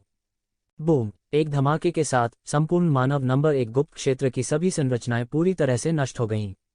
हालांकि कहा जाता है कि मानव नंबर 1 गुप्त दायरे की संरचना दिव्य क्षेत्र विशेषज्ञ के आश्चर्यजनक हमले को रोकने में सक्षम थी, लेकिन यह सब अभी भी बहुत कमजोर था। यह सही है, उसके सामने जो व्यक्ति था वह आकाशीय क्षेत्र का विशेषज्ञ था। एक शीर्ष विशेषज्ञ जिसे ये जिवेन ने पहले देखा था, ये जेन मो। और इस बार यह आत्मा का अवतार नहीं था जो अवतरित हुआ, बल्कि एक वास्तविक शरीर था जो अवतरित हुआ। उसके जैसे एक विशेषज्ञ के लिए जो पूरे साल दानवों का दमन करने वाले शहर के फाटकों पर पहरा देता था और कभी बाहर नहीं निकला, यह स्पष्ट था कि वह कितना उदास और क्रोधित था कि वह व्यक्तिगत रूप से दरवाजे पर दस्तक देने आया था। ये जेन मो ने एक उग्र चेहरे के साथ ये जिवेन को देखा। उसकी आंखें बेहद ठंडी थीं और कहा, ये कून को जाने दो, फिर अपनी खेती को सील कर दो और अपने दंड को स्वीकार करने के लिए मेरे साथ आओ। अन्यथा भले ही कुलपति तुम्हें दंडित करे, मैं करूंगा तुम्हें जाने नहीं देंगे। मुझे लगता है कि तुम भी मूर्ख हो। ये जिवेन ने ये जेन मो पर नजर डाली और कहा, यह मामला अब, ये कून मुझे मारने के लिए बाहरी लोगों के साथ सेना में शामिल होना चाहता है। यह अपराध, भले ही मैं उसे मौके पर ही मार दूं, तो क्या अब आपके सामने कोलाहल करने की हिम्मत करें? मुझे लगता है कि तुम बहुत ऊब गए हो। अनुमान। ये जेन मो ने कारण की परवाह नहीं की, उन्हें केवल एक बात याद थी, उनके शिष्य का ये जिवेन ने अपहरण कर लिया था। क्या आप उसे सौंपने जा रहे हैं या नहीं? ये जेन मो ने ठंडेपन से पूछा। यदि आप चाहते हैं कि मैं उसे सौंप दूं, तो मैं कर सकता हूं। 2 ड्रैगन वेन्स, कोई सौदेबाजी नहीं, ये जिवेन ने उदासीनता से कहा। ये जेन मो अचानक खून की उल्टी करना चाहती थी। ठीक है, 2 ड्रैगन वेन्स। एक बड़े ढीले कल्टीवेटर संप्रदाय के उदय का समर्थन करने के लिए एक ड्रैगन नस पर्याप्त थी। ये फैमिली में, यहां तक लॉ एनफोर्समेंट हॉल जैसे कॉलेजेस में भी कई ड्रैगन वेन्स नहीं थे। ये जिवेन भी बहुत असहाय थे। धिक्कार है, उन्होंने कभी भी खेती की इतनी असाधारण डिग्री का उपयोग नहीं किया था, लेकिन अगर कुनपेंग की ऐसी असामान्य आवश्यकताएं नहीं थीं, तो इसे शीर्ष 10 प्राचीन अशुभ जानवरों में से एक कैसे माना जा सकता है? प्राचीन समय में कुनपेंग का नाम सुनकर ही कई लोग कांप जाते थे। प्राचीन काल में यह अज्ञात था कि कुनपेंग के मुंह में कितने लोग मारे गए थे। इसके अलावा इन 2 ड्रैगन नसों के लिए कुनपेंग में निकलना बिल्कुल असंभव था। मुझे लगता है कि जब तक आप ताबूत नहीं देखेंगे तब तक आप आंसू नहीं बहाएंगे। ये जेन मो अचानक उग्र हो गए। आकाश में एक बड़ा हाथ दिखाई दिया और ये जिवेन की दिशा में गिर गया। यह तेज और अत्यावश्यक था। यह अज्ञात था कि म्यू कबीले के पूर्वज की तुलना में यह कितनी बार अधिक अत्याचारी था। ये जेन मो भी ये वंश के शीर्ष गुरुओं में से एक थे, इसलिए स्वाभाविक रूप से उनके पास असाधारण शक्ति थी। लेकिन इससे पहले कि वह ये जिवेन को पकड़ पाता, हेड्स रॉयल वाटर द्वारा घनीभूत एक तलवार आकाश में दिखाई दी और सीधे नीचे गिर गई। तलवार की रोशनी आसमान में चमक उठी। टकराना। ये जेन मो का बड़ा हाथ मौके पर ही कट गया। आप कौन हैं? ये जेन मो ने आखिरकार ये शिवेन के बगल में उस महिला को देखा जिसके चेहरे पर एक शालीनता थी। राक्षस। हालांकि यूलियान की आभा बहुत अच्छी तरह से छिपी हुई थी, वो ये जेन मो से कैसे छिप सकती थी जो पूरे साल राक्षसों से लड़ती रही थी? दूसरे शब्दों में, यूलियान का बिल्कुल भी छिपने का इरादा नहीं था, क्योंकि यह बिल्कुल जरूरी नहीं था। ये जेन मो की आंखों में थोड़ी दुश्मनी झलक रही थी। ये कबीले में राक्षसों के प्रति उनका रवैया सबसे कट्टरपंथी था। जब उसने ये शिवेन को देखा तो उसकी आंखें मारने के इरादे से भरी हुई थीं। उसे अब तक ये जुनशान की बात याद थी। उसकी नज़र में येज़िवेन केवल दानव कबीले का एक अवशेष था और अब वह एक राक्षस गुरु को भी वापस ले आया। उसके दिल को सजा मिलनी चाहिए।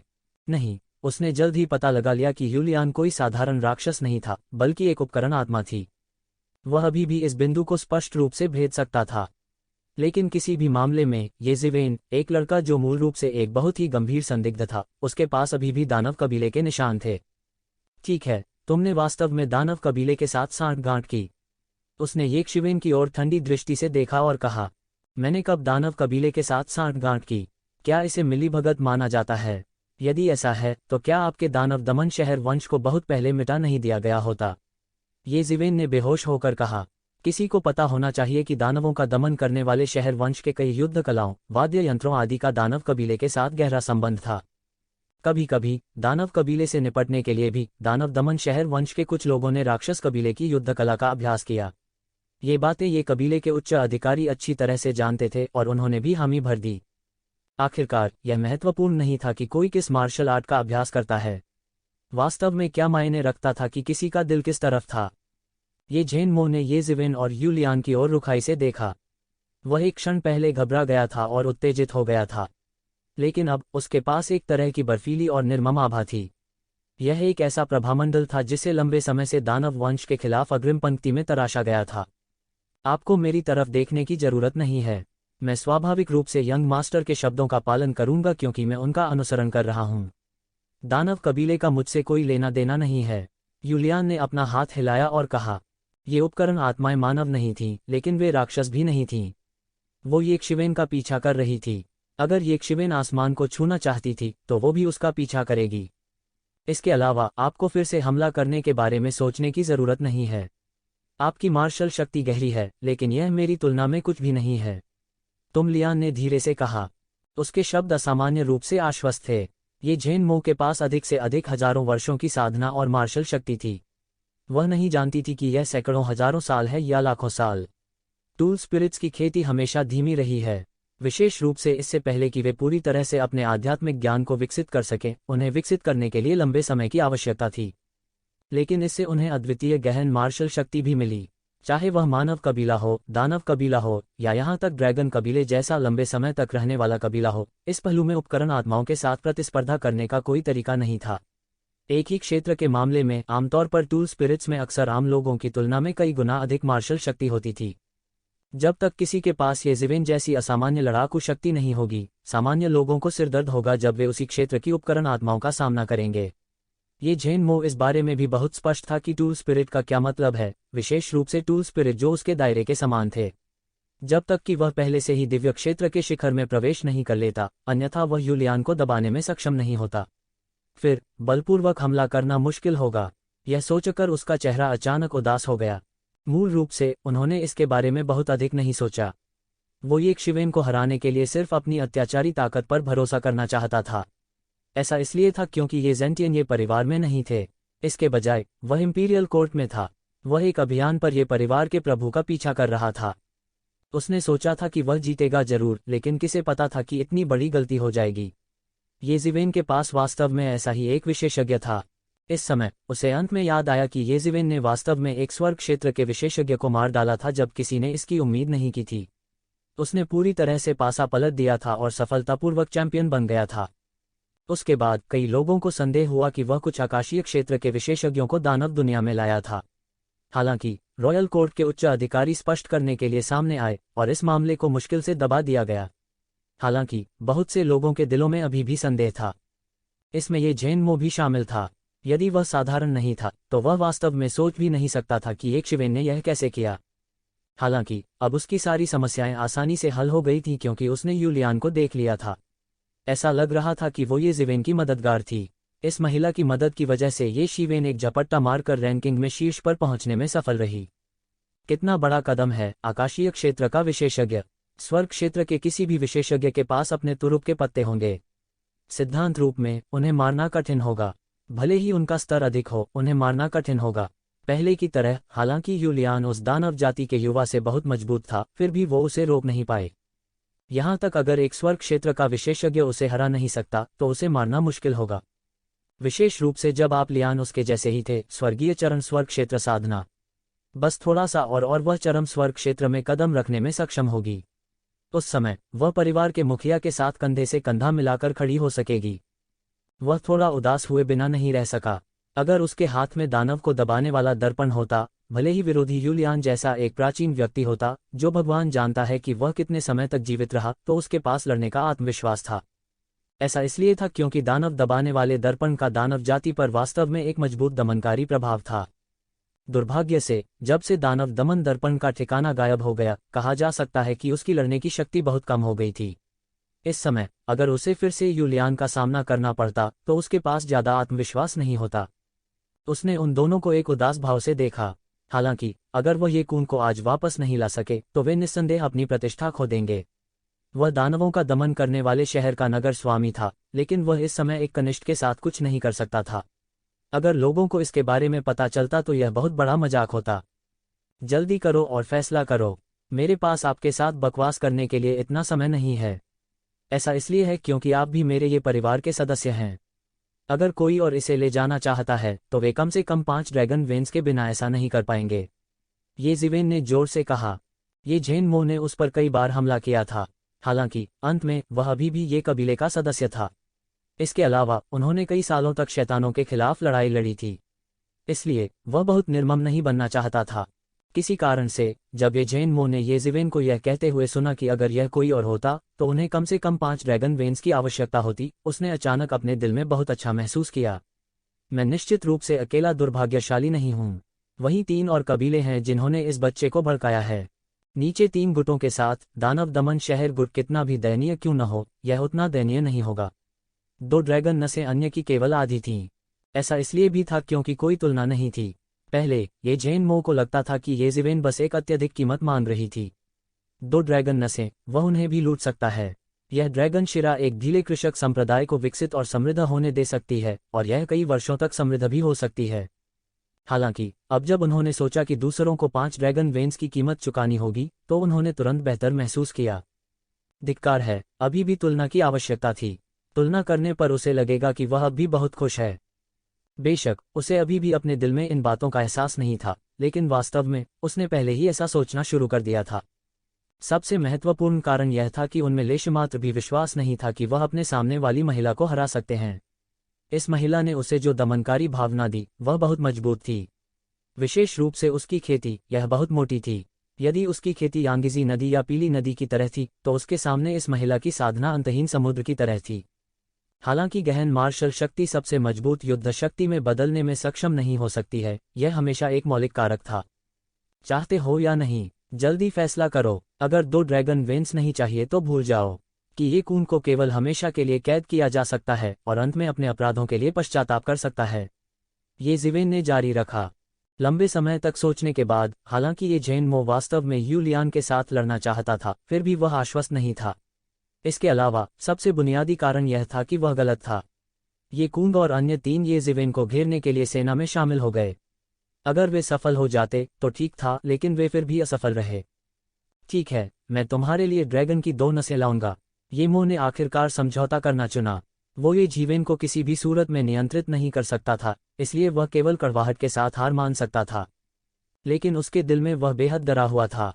कुछ समय पहले ये जिवेन सिर्फ एक अस्तित्व था जिसे वह थोड़े से बल से पूरी तरह से कुचल सकता था। अब वो भी ये शिवेन को नियंत्रित नहीं कर सका। हालांकि ये झेन तियान अब उसका मुकाबला नहीं कर सकता था, लेकिन जब तक यह टूल स्पिरिट यहाँ थी वो एक शिवेन के साथ कुछ नहीं कर सकता था। यह आम विशेषज्ञों से भी ज्यादा तकलीफदेह था। उदाहरण के लिए, हालांकि ये जेंटियन ने भी ये जिवेन की रक्षा की थी, लेकिन ऐसा कोई तरीका नहीं था कि वह हमेशा ये जिवेन का अनुसरण कर सके। हालांकि यह टूल स्पिरिट अलग था। वो एक शिवेन का पूरी तरह से अनुसरण कर सकता था, इसलिए उसके लिए एक शिवेन से निपटने का अवसर ढूंढना बहुत मुश्किल था। तुम मेरा इंतजार करो। अंत में येमो केवल ये जिवेन को जोर से देख सकता था। सौभाग्य से यह सबसे खराब परिणाम नहीं था। अगर ये कून को ये जिवेन के हाथों मरना पड़ा तो उसके पास रोने के लिए वास्तव में कोई जगह नहीं होगी। दानव दमन शहर ने ये कून की खेती करने के लिए सैकड़ों साल बिताए थे, और अगर वह उसे खो देता तो नुकसान बहुत बड़ा होता। ये मुंह की आकृति को अंत में जाते हुए देखकर ये जिवेन मुस्कुराए और यूलियान से कहा, देखो, क्या किसी ने इसे यहाँ नहीं भेजा? तुम लियान अंत में समझ गए कि ये शिवेन का क्या मतलब है।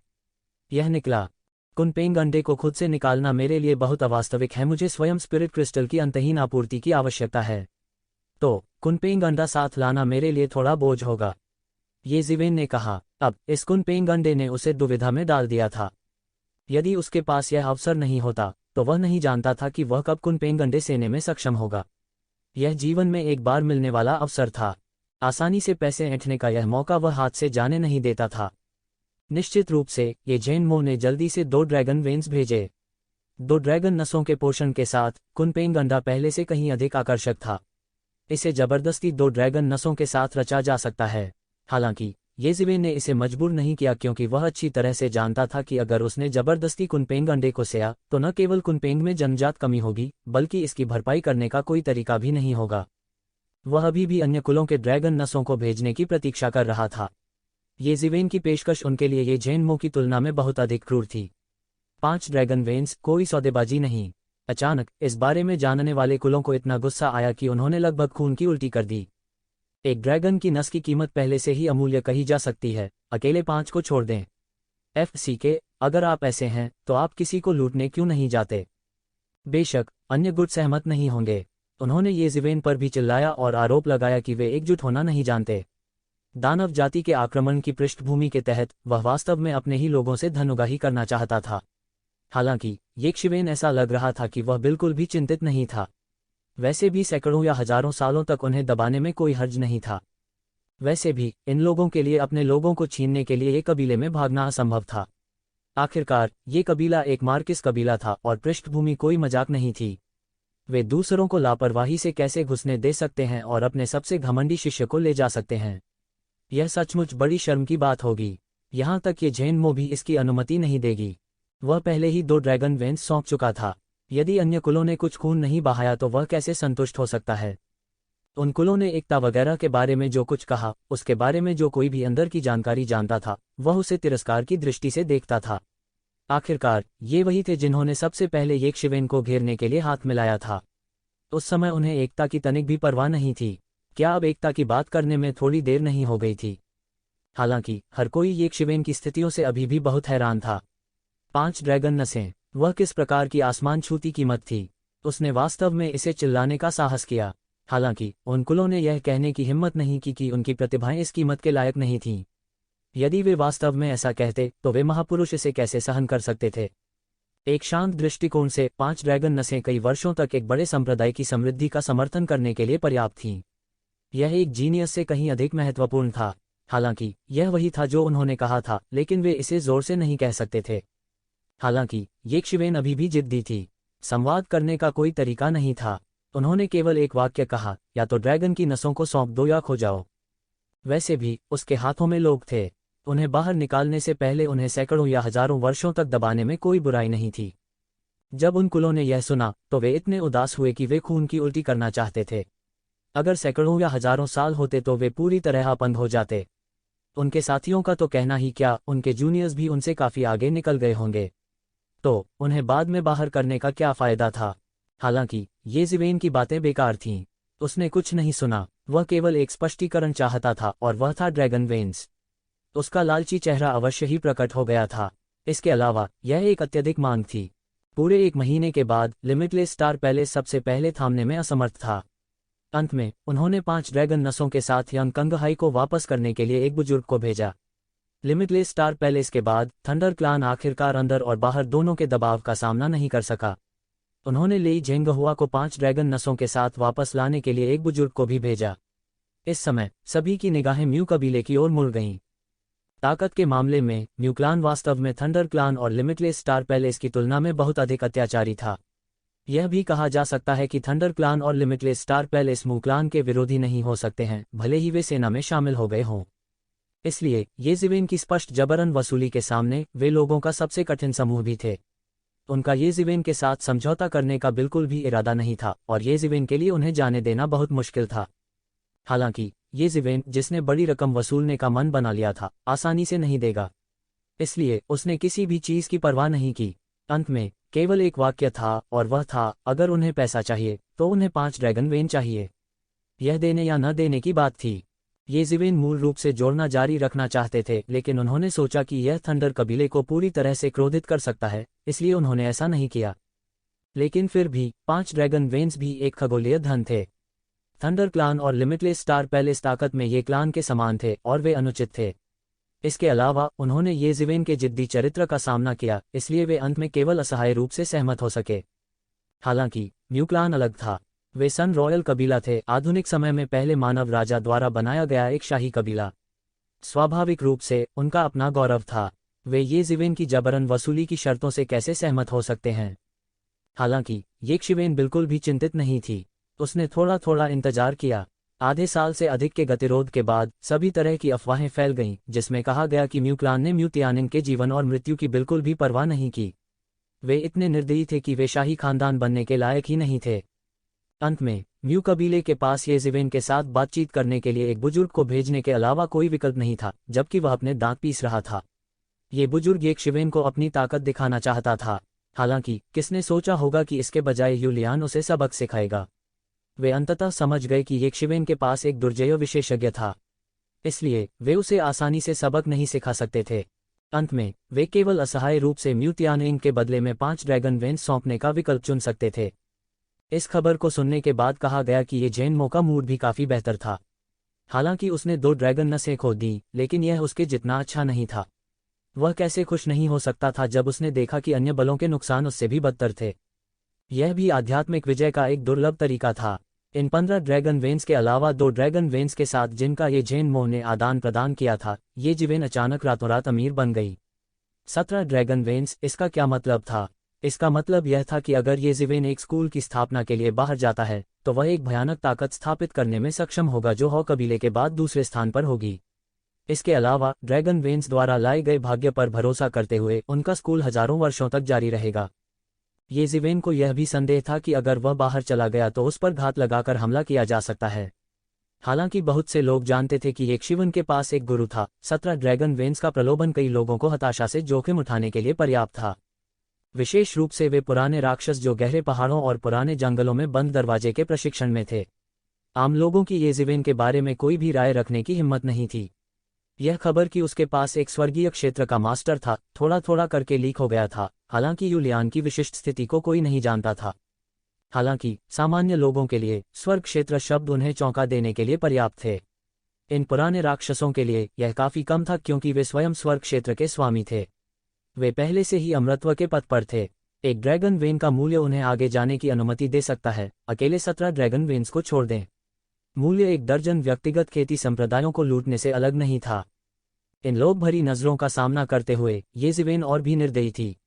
सीधे नंबर 1 गुप्त दायरे के गठन के पुनर्निर्माण के बाद उसने सीधे नंबर 1 गुप्त दायरे में 17 ड्रैगन नसों में से 9 को मौके पर ही दफन कर दिया। सीधे 9 ड्रैगन मूल गठन की व्यवस्था की।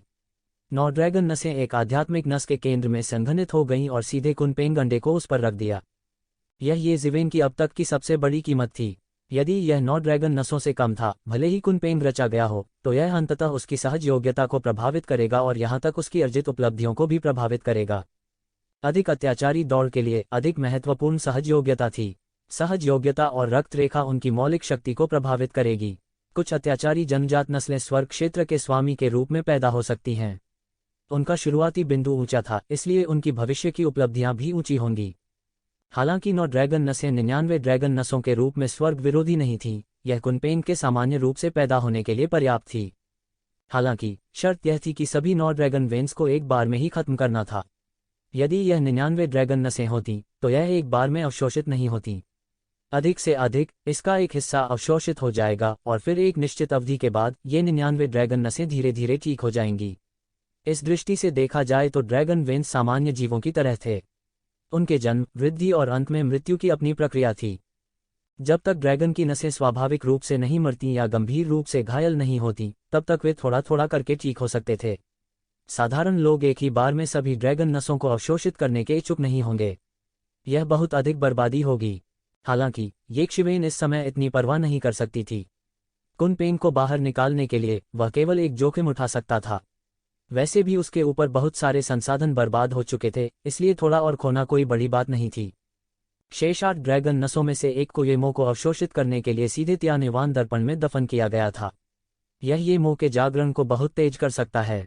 दूसरा एक भी यूलियान को खेती करने के लिए दिया गया था। साधना में एक ड्रैगन नस की सहायता से अब आप लियान के लिए स्वर्ग के क्षेत्र में कदम रखना एक सपना नहीं होगा। शेष 6 ड्रैगन नसों में से एक का उपयोग येजिवेन द्वारा मिंगक्सिन प्राचीन वृक्ष को खिलाने के लिए किया गया था। पिछली छोटी ड्रैगन नस लगभग अवशोषित हो चुकी थी। वह छोटा ड्रैगन नस अभी पूरी तरह से विकसित नहीं हुआ था। येजिवेन के हाथ में अब ड्रैगन की नस के आकार का 1% भी नहीं था। अब येजिवेन ने मिंगक्सिन प्राचीन पेड़ को खिलाने के लिए एक पूर्ण ड्रैगन नस का उपयोग किया। अभी के लिए यह निश्चित रूप से पर्याप्त से अधिक था। फिर उसने दिन और रात अभ्यास करने के लिए शेष 5 ड्रैगन शिराओं को 5 क्यूई संप्रदाय संरचना में व्यवस्थित किया। अगर यह बात बाहर वालों को पता होती तो न जाने कितने लोगों को खून की उल्टी होती। कई लोगों ने ड्रैगन वेन के एक छोटे से हिस्से को पाने के लिए कड़ी मेहनत की, लेकिन जब येजिवेन की बात आई तो यह बहुत अच्छा था। जिसने भी देखा उसका हिस्सा था। येजिवेन की किस्मत की रक्षा करने वाली इन ड्रैगन नसों के साथ येजिवेन की किस्मत बस राक्षसी थी। किस तरह के स्वर्ग की तुलना येजिवेन के स्थान से की जा सकती है?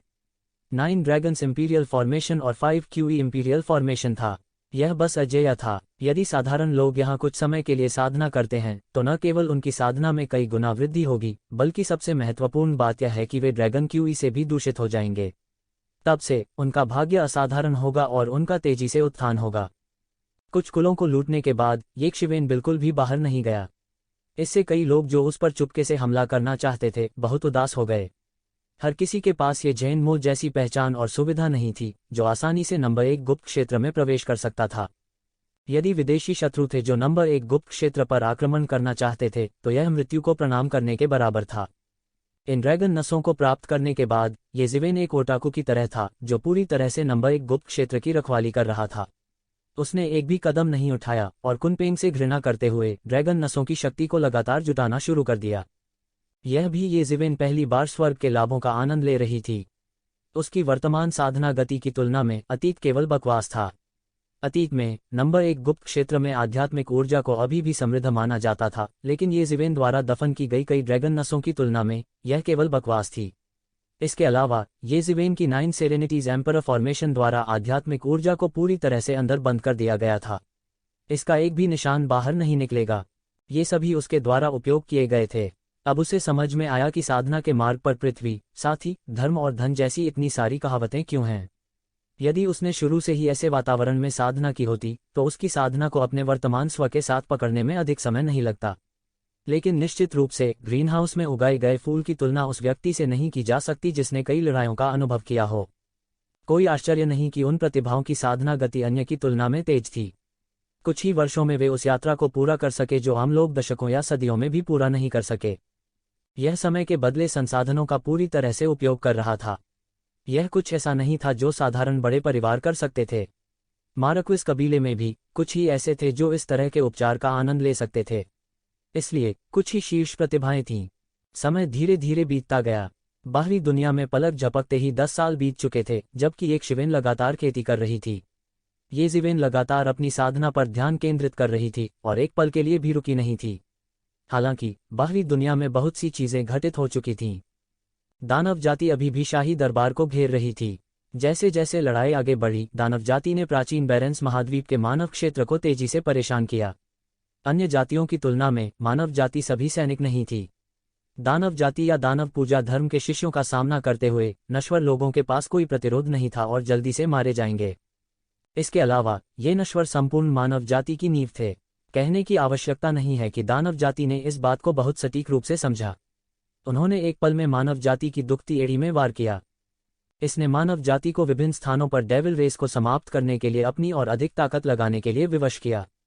10 साल पहले येजिवेन ने जो तूफान खड़ा किया था वह भी इस तनावपूर्ण स्थिति में पूरी तरह डूब चुका था। येजिवेन के एक झटके में पहला स्थान हासिल करने के बाद वह उतना प्रसिद्ध नहीं हुआ जितना कि बहुत से लोगों ने कल्पना की थी। इसके विपरीत वह एक वैरागी जीवन व्यतीत करता था। जहां तक की बात है, वे इस अवधि के दौरान बढ़ते रहे। धीरे धीरे बहुत से लोग येशिवेन के अस्तित्व के बारे में धीरे धीरे भूल गए या अस्थायी रूप से भूल गए। और इस दिन येजिवेन, जो ड्रैगन वेन्स के बीच में था, ने आखिरकार अपनी आंखें खोलीं। उसके सामने 9 ड्रैगन नसों के केंद्र में कुनपेंग अंडा आखिरकार चला गया। कुनपेंग अंडे की सतह पर दरारें दिखाई दी और नंबर 1 सीक्रेट दायरे में एक बचकानी चीख सुनाई दी।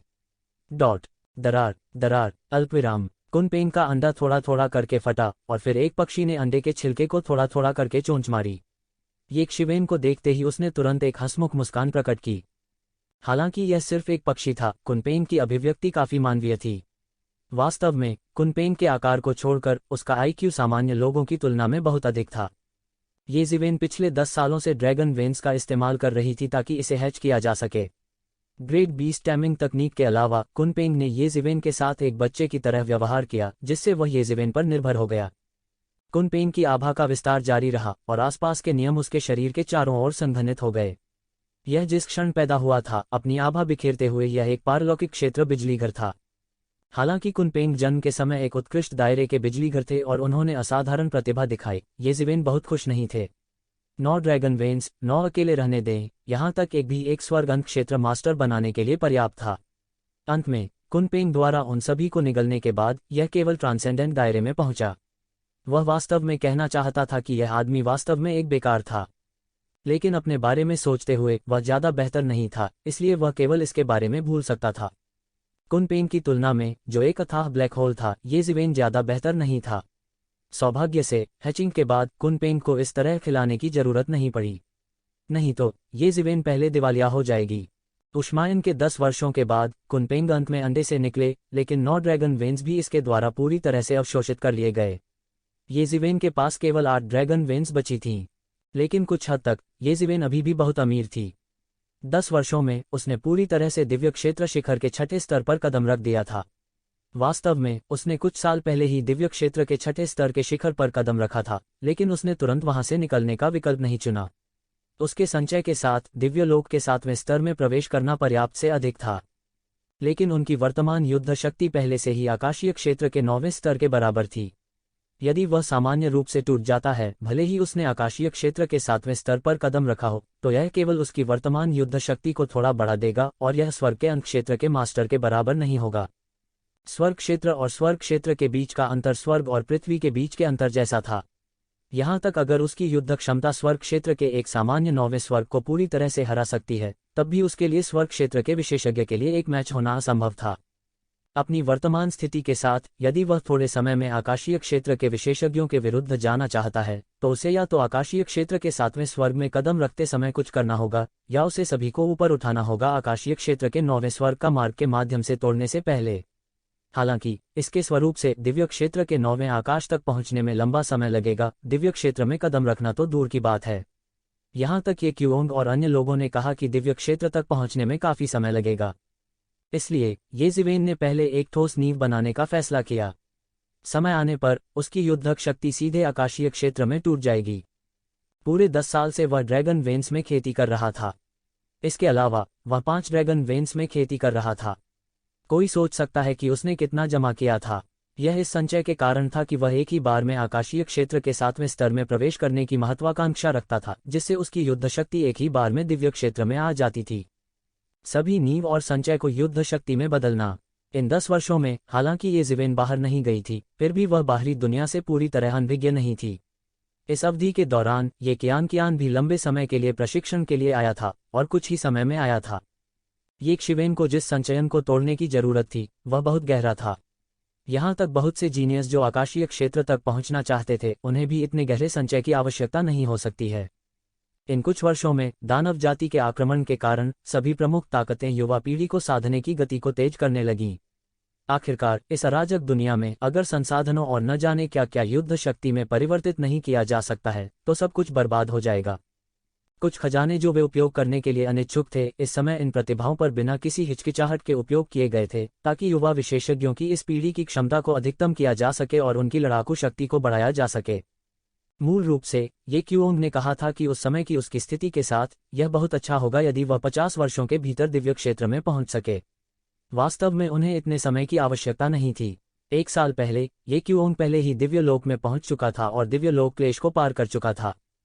ये कबीले में आकाशीय क्षेत्र में सबसे पहले पहुंचने वाला कोई और नहीं बल्कि ये जुकोंग था। परमेश्वर के पुत्र की वंशावली के रूप में यह भी कहा जा सकता है कि वह साधना में प्रकृति द्वारा आशीषित था। बोलने में कोई बाधा नहीं थी। जब तक वह पर्याप्त जमा करता है, वह स्वाभाविक रूप से अगले क्षेत्र में कदम रखेगा। यह बिंदु पहले इतना स्पष्ट नहीं था, लेकिन जब उसने आकाशीय क्षेत्र की बड़ी बाधा का सामना किया तो उसका लाभ पूरी तरह से प्रदर्शित हुआ। मूल रूप से येज़िवेन के पास सहायक होने के बावजूद ये कबीले के बीच वह सबसे होनहार व्यक्ति था। ऐसा इसलिए था क्योंकि पुरानी पीढ़ी अच्छी तरह से जानती थी कि दिव्य क्षेत्र को तोड़ना कितना कठिन है, और जो जितना आगे जाएगा उसे तोड़ना उतना ही कठिन होगा। जैसे जैसे कोई आगे बढ़ता गया, परमेश्वर के पुत्र का लाभ और अधिक स्पष्ट होता गया, जबकि अन्य धीरे धीरे तेजी से शक्तिशाली अवरोध के कारण धीमे हो गए। केवल परमेश्वर का पुत्र बिना किसी बाधा के पार कर सका। निश्चित रूप से यह बिंदु सबसे अच्छा प्रमाण था। आकाशीय क्षेत्र में सबसे पहले पहुंचने वाले ये जुकोन थे। येज़िवेन के बंद दरवाजे के प्रशिक्षण के दूसरे वर्ष में ये कबीले के अनगिनत संसाधनों के साथ वह सीधे आकाशीय क्षेत्र में घुस गया। एक पल में उसकी प्रतिष्ठा बढ़ गई, सीधे तौर पर येज़िवेन पर हावी हो गई, जिसने पहला स्थान प्राप्त किया था। ये कबीले का उल्लेख तो दूर, यहाँ तक 4 दिग्गज फावुशुंग और अन्य भी उसके जितनी तेजी से प्रगति नहीं कर सके। ये जुकोन के दिव्य क्षेत्र में प्रवेश करने के तीसरे वर्ष तक यह नहीं था कि 4 दिग्गज फावुशुंग और अन्य क्रमिक रूप से दिव्य क्षेत्र में प्रवेश कर गए। हालांकि इस प्रगति को चौंकाने वाला कहा जा सकता है, और कुछ लोगों ने पहले ही इस पीढ़ी को सुनहरी पीढ़ी के रूप में मान लिया था, जो मानव जाति के इतिहास में दुर्लभ थी। ये जुकोन की गति की तुलना में वे अभी भी हीन थे। गीजे की तरह फूटने वाली प्रतिभाओं की इस स्थिति ने भी कई लोगों को असहज महसूस कराया, क्योंकि इतिहास ने साबित कर दिया था कि जब भी ऐसी स्थिति होती है जहां एक गीजे की तरह प्रतिभाएं फूटती हैं, तो एक स्वर्ण युग का मतलब अक्सर होता है कि एक बड़ी आपदा आने वाली है। विशेष रूप से अब जबकि मानव जाति के अंदर और बाहर दोनों ओर से एक पिनर का हमला हुआ था, इसने इस कथन को और भी अधिक मान्यता प्रदान कर दी। और फिर अन्य जातियों से आई खबरों ने सभी के दिलों पर छाया डाली। अन्य समूह भी मानव जाति की तरह थे, प्रतिभाएं एक गीजर की तरह प्रस्फुटित होती थीं। ऐसी युवा प्रतिभाएं थीं जो क्रमिक रूप से आकाशीय क्षेत्र की दहलीज को पार कर गईं और प्राचीन बैरेंस के प्रभावशाली व्यक्ति बन गईं। इसने कई लोगों को भ्रमित कर दिया। इस दुनिया में क्या चल रहा था? पिछले कुछ दशकों में ऐसा एक भी व्यक्ति नहीं हो सकता है जो दिव्य क्षेत्र में प्रवेश कर सके। एक बार पैदा होने के बाद दुनिया के लिए एक बड़ा उत्सव और घोषणा होगी। अब सड़क के किनारे गोभी की तरह प्रतिभाओं का एक सतत प्रवाह था, और यह केवल युवा पीढ़ी ही नहीं थी, यहाँ तक पुरानी पीढ़ी के कई लोग भी अपने मूल दायरे से बाहर हो गए थे। कई लोग खुश तो थे, लेकिन चिंतित भी थे। एक तरह से यह अच्छा संकेत नहीं था, खासकर जब इसने प्राचीन बेरेंस की सभी प्रमुख जातियों को प्रभावित किया, तो यह और भी स्पष्ट था कि इस बार जो बड़ी आपदा आने वाली थी वह असाधारण होगी। ये जुकोन के बाद ये क्यूओंग और ये कूंग भी पिछले 2 वर्षों में टूट गए थे, लगभग एक के बाद एक आकाशीय क्षेत्र में कदम रख रहे थे। मूल रूप से ये कूंग ये क्यूओंग से बहुत आगे थे, लेकिन अब ये क्यूओंग ने पकड़ बना ली थी। ये जुकोन के बाद ये दोनों ये परिवार बन गए, और 2 और युवा प्रतिभाओं ने आकाशीय क्षेत्र में कदम रखा। उनके अलावा ये लुवान, ये जिंगे और अन्य भी दिव्य लोक से बस एक कदम दूर थे। हालांकि येज़िवेन को पता था कि जिसने वास्तव में ये जुकोन के बाद दिव्य क्षेत्र में कदम रखा था, वह कोई और नहीं बल्कि ये कियान था। वास्तव में ये जुकोन के दिव्य क्षेत्र में कदम रखने के 2 साल बाद ये कियान पहले ही दिव्य क्षेत्र में कदम रख चुका था। ये कियान के दिव्य क्षेत्र में कदम रखने के बाद उसने कुछ समय के लिए येज़िवेन की ड्रैगन वेन में साधना की। अपने दायरे को मजबूत करने के बाद वह चुपचाप चली गई। येज़िवेन ने विस्तार से नहीं पूछा, लेकिन मोटे तौर पर वह कुछ जानता था। ऐसा लगता था कि ये कियान की कुछ यादें जागृत हो गई थीं, और उसकी साधना को आगे बढ़ाने के लिए उसे नहीं पता था कि वह किस स्थान पर गई थी। इससे येज़िवेन को बहुत धक्का लगा। मूल रूप से उसने सोचा था कि यह अफवाह कि ये कियान एक प्राचीन देवी का पुनर्जन्म था, ज्यादातर बकवास थी। पहले ये कियान ने भी कहा था कि वह इसके बारे में स्पष्ट नहीं थी, लेकिन कौन जानता था कि दिव्य क्षेत्र में प्रवेश करने के बाद उसने वास्तव में अपनी यादों का एक हिस्सा जगाया। यह मामला वास्तव में निराधार नहीं था, बल्कि वास्तव में हुआ था। हालांकि ये कियान के अलावा केवल येज़िवेन ही इस मामले के बारे में जानती थी। हालांकि बाहर कई अटकलें सिर्फ अटकलें थीं। वास्तव में ऐसे कई लोग थे जिनके पास ऐसी अफवाहें थीं, और कई लोगों के पास एक देवता के पुनर्जन्म की अफवाहें थीं। तमाम तरह की अफवाहें थीं, लेकिन अफवाहें सिर्फ अफवाहें थीं, और किसी ने वास्तव में उन्हें सत्यापित नहीं किया था। हालांकि ये कियान ही एकमात्र ऐसी चीज थी जिसके बारे में येज़िवेन सुनिश्चित हो सकती थी। हालांकि वह नहीं जानता था कि उसने यह कैसे किया, इसमें कोई संदेह नहीं था कि इसके पीछे कोई रहस्य होगा। ये कियान ने यह नहीं कहा, और येज़िवेन ने बहुत अधिक नहीं पूछा, इसकी कोई आवश्यकता नहीं थी। इन कुछ प्रतिभाओं के अलावा जो पहले ही दिव्य क्षेत्र में कदम रख चुके थे, कई अन्य प्रतिभाएं भी थीं जो इन कुछ वर्षों में उभरी थीं। यद्यपि वे इन विशेषज्ञों से तुलना नहीं कर सकते थे जो पहले ही आकाशीय क्षेत्र में कदम रख चुके थे, वे 10 साल पहले की तुलना में अधिक मजबूत थे। यह कहा जा सकता है कि वे एक पल में कई स्तरों तक बढ़ गए थे। इन 10 वर्षों में ये जीवेन एकांत में रहे थे और धीरे धीरे वे उन्हें भूल गए थे। इन 10 सालों में ऐसे बहुत से लोग थे जिन्होंने दुनिया को हिलाकर रख दिया था और वह अब सुर्खियों में नहीं थे। हालांकि उन्होंने इसकी बिल्कुल भी परवाह नहीं की। वह अपनी योजना के अनुसार कदम दर कदम आगे बढ़ा और 10 साल के संचय और तैयारी के बाद आखिरकार वह दिव्य क्षेत्र के 7वें स्तर को पार करने की कोशिश करने जा रहा था। उसके सामने छोटा कुनपेंग अंडे के छिलके को खाने लगा। हर बाइट के साथ इसकी आभा एक पायदान ऊपर उठती थी। इसे पारलौकिक क्षेत्र के दूसरे स्तर पर चढ़ने में अधिक समय नहीं लगा। ये शिवेन यह देखकर अवाक रह गई। हालांकि कुनपेंग प्रतिभाशाली थे, लेकिन इस तरह के सुधार के तरीके ने उन्हें पूरी तरह से अवाक कर दिया। यह तो कौतूहलपूर्ण बात थी। यहाँ तक उसे भी इस छोटे कुनपेंग से थोड़ी जलन हो रही थी। यह सिर्फ खाकर ही अपने दायरे को आगे बढ़ा सकता था। अगर इसे फैलाया गया तो बहुत से लोग ईर्ष्या करेंगे। यह न केवल अनगिनत संसाधनों की बर्बादी थी, बल्कि सामान्य लोगों के लिए यह भी आवश्यक था कि यदि वे आगे बढ़ना चाहते हैं तो उनके पास क्षेत्र की पर्याप्त समझ होनी चाहिए। अन्यथा बिल्कुल भी आगे बढ़ना असंभव था। हालांकि यह कुनपेंग की उन्नति खाने पीने की तरह ही सरल थी। यह मौके पर आगे बढ़ा। पिछले 10 वर्षों में ये जीवेन ने भी कुनपेंग के बारे में बहुत सारी जानकारी खोजी थी। वह जानता था कि कुनपेंग अन्य अशुभ जानवरों की तरह अपने वंश के माध्यम से ज्ञान प्राप्त करता है। वे अपने पूर्वजों से मार्शल आर्ट की समझ के साथ पैदा हुए थे। इसलिए इससे पहले कि वे एक निश्चित दायरे में पहुंचे, उन्हें समझने की जरूरत ही नहीं पड़ी। खजानों को खाकर ही उनकी खेती बिना किसी सीक्वेल के आसमान छू सकती थी। ये शिवेन वास्तव में उसकी प्रतिभा से ईर्ष्या करते थे। इस तरह का सहज लाभ कुछ ऐसा नहीं था जिससे ये शिवेन ईर्ष्या कर सकती थी। उदाहरण के लिए येशुकोन परमेश्वर का पुत्र था। उनकी खेती में लगभग कोई बाधा नहीं थी। यही वह जगह भी थी जहां ये शिवेन उसके साथ तुलना नहीं कर सकती थी।